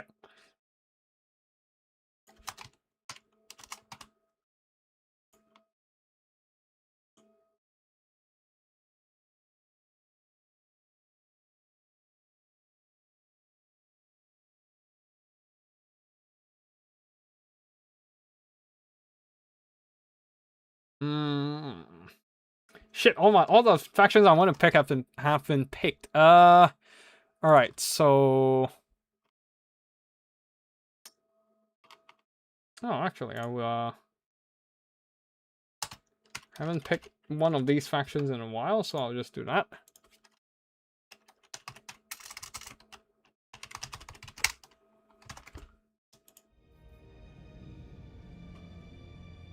And yeah, the Curiosity Cup or the tournament held by Curio is starting soon. So if you want to join it, go to the pin link and join the event. All right, one last battle. Let's watch this cursed monster mashing. It's a single entity versus single entity fight, guys. We are seeing double stags. We have one from Zlak from Lord Mazdamundi, plus the Thunderous one, and also some elite infantry. Temple Guard guarding the double stags, and also... Yeah, it's just a freaking blob, man. It's just a freaking blob. Yeah. Quad of Sotak, double Temple Guard, one of them, the Star Chamber Guardians. We have the Quad of Huoto, Boxigor, and also a Bastiladon Solar Engine. Yeah, Lord Mazdamundi coming in on Slack, and also Skink Quad Javis, providing a little bit of extra. I guess it's just a little bit of extra funds with javelins and extra bodies. On the other side, double Chimera, one of them the Blood Tree Chimera, a front line of Marauders, and also the Seventh Claw reinforcing. That is going to be a tough nut to crack for the Lizardmen. And leading the army is a Chaos Sorcerer, Lord of Nurgle with Nurgle Magic, to really abuse these single entities, I guess. Abuse is not a neutral word, but to really maximize the advantage of single entities. But immediately the dinos are just slamming in, trying to just dumpster these infantry as much as possible. But these are the Seventh Claw, and they won't go down that easily. Ugh, that is going to be a bit brutal there. They need some solution against these elite aspiring champions, while the rest of the Warriors of Chaos are just wrapping around, surrounding them. Breath attack coming from the Blood Tree Chimera, doing some really good work here, blasting away those Star Chamber Guardians. 40% of their HP already gone. I think Apotheosis is coming in to try and heal them up, but that on fire effect cut away a good chunk of their healing, unfortunately. Pleasure Guard jumping in as well, trying to surround the enemy monsters. But looks like there are just too many monsters even for the 7th Claw. And also the Court of Sotek coming in with armor-piercing attacks, just slowly but surely cutting down those 7th Claw right now. The Pleasure Guard doing some really good work. Another breath attack from those Chimera attacks. Temple Guard trying to fight a good fight but getting surrounded. A devastating banishment dropping right in the middle of a bunch of Marauders and Hellstriders of Slanesh. And yeah, they're taking a good chunk of damage. But the most important thing is the Dinos are holding on strong. The Star Chamber Guardians are just holding on strong as well. There's not much to really touch them right now. Although the Court of Portal is getting in a dangerous situation. They're getting danger low in HP. Lordmaster Money has to heal up the Thunderous one instead of trying to drop heals on them. So they're probably just gonna die, getting grind down by the double Chimera. And also the Pleasure Guard still in the vicinity, I think. Yeah, the Pleasure Guard, they're unbreakable. So they're just gonna fight to death. 7th Claw as well, getting some really good damage over time as they were just cutting down all these Lizardmen Dinos. Thunderous one is blasting away, but there are just too many monsters, armor-piercing units surrounding them. They're getting outnumbered and overwhelmed. And yeah, I think this is probably going to be fast-forward till the end. As the Temple Guards are fighting, but... oh shit, one of them is actually... oh, they were chasing off-routed units all the way on the other side, so they were not able to reinforce the most important fight here, or the single entities. The Star Chamber Guardians are almost done for from all the breath attacks. Oh, the lightning blast from the unupdated lightning blast from the Thunderous one is doing some damage, but is it doing enough? I don't think so. Their damage is getting outpaced by the 7th Claw, who only has 8 models left and almost on the verge of routing, but still able to just outgrind the Dino. Seems like a little bit of healing definitely helps, but once again the random lightning just hitting random areas and not really actually earning any value. So that was a bit of a problem for the Lizardmen.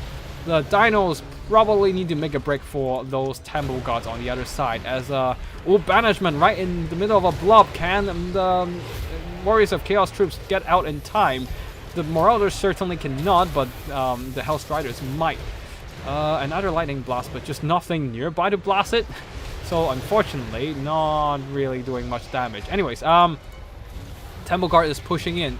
Wait, did we see any fleshy abundance from the... there probably have been fleshy abundance from the Nurgle caster. I haven't seen any though. At least I haven't seen any I noticed. Probably there was some coming in on the Pleasure Guard. Yeah, they're kind of close to their healing camp after all. But yeah, the double Stegodons are still holding on. The problem is the double Chimera are better at fighting large single entities than the double Stegodons. So the Stegodons will struggle to bring down the Chimera, while the Chimera will have no issue just tearing them down the Stegodons. Gonna fast forward here as the Temple Gods manage to collapse in, but it is too late now. They are running low in health and getting grind down by the sheer amount of Chaos troops psycho-charging them to bits. After all, Temple Gods don't have the most armor in the game, so yeah, the blob fight did not end up going well in their favor. The Star Chamber Guardians suffered a lot of breath attacks early, but in the end still managed to earn back quite some damage value. Just unfortunately, the double Stegodons were not able to pull off this fight. It's a blob fight, so everything was just duking it out and everything just getting some decent value. But unfortunately, Court of Sotek didn't earn back enough to make it matter as well. And the Bastillon Solar Engine tried to fire a bit, but it was very quickly dragged into melee combat. In the blob fight, I don't think a Bastillodon with Solar Engine is a good call at all. You want the healing, you want a Rev Crystal, not the laser beam, because once the blob fight starts, you don't get to shoot the laser anymore, and you're just wasting money on all that expensive ammo, right? So yeah, that is going to be it here. As you can see, the 7th Claw and Pleasure Guard outgrinded Lizardmen Dinos there, bringing victory to Warriors of Chaos and whatever gods they are worshipping. And that is it for now. We still have a lot of replays, yes, you can see here. So we definitely need another stream at some point in next week, or maybe the one after. Definitely need to do it before 9.0 arrives, and we are, yeah. But yeah, we still have a lot of replays, so I hope you all enjoyed this. Hope you all enjoy this little stream. And let me give it a second here. I need to I need to do this. I need to rocket you guys all the way to Choreo stream. Let me give me a second. How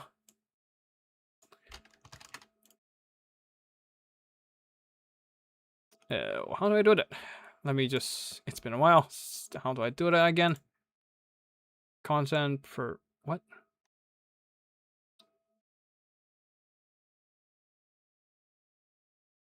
Wait, no, not that one. Let me just. It's been a while, so I don't quite remember how to do the. How to do the. What is it called again? How to do? No, not this setting. Let me just check.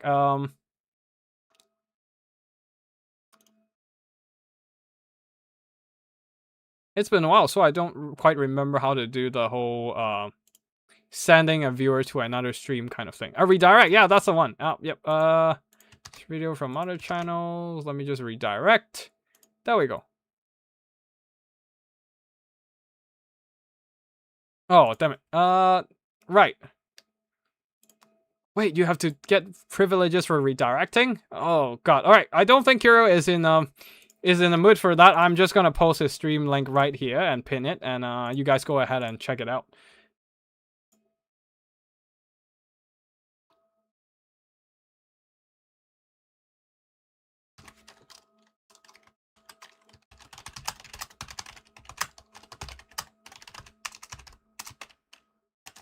Go. It needs a permission on Curio's side, so unfortunately I can't redirect everyone directly. So go ahead and yeah, go ahead and check out his stream right now.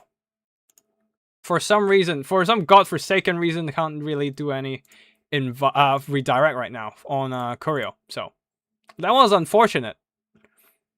But yeah, you guys can head over and check out his stream. Go.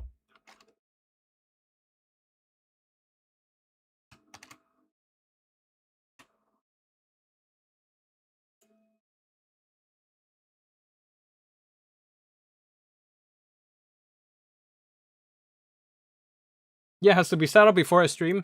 No, it's not. I don't think you need to set up before a stream, because I've done it before, like at the end of the stream. I've also seen Human Boy doing it.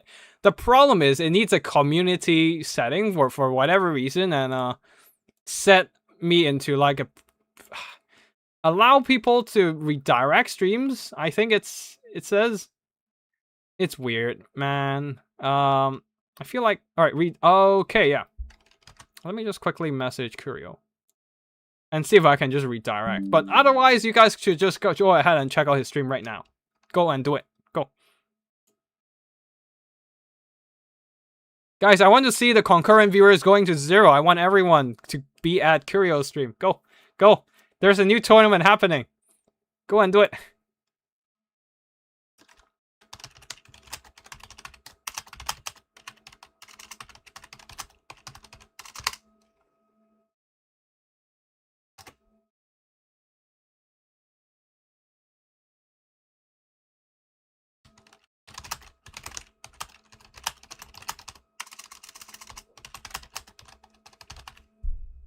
I'm gonna leave the stream over here for a bit so the link can stay up, but yeah, just go and check out Curio's stream. Go, go, go. Get more Warhammer action.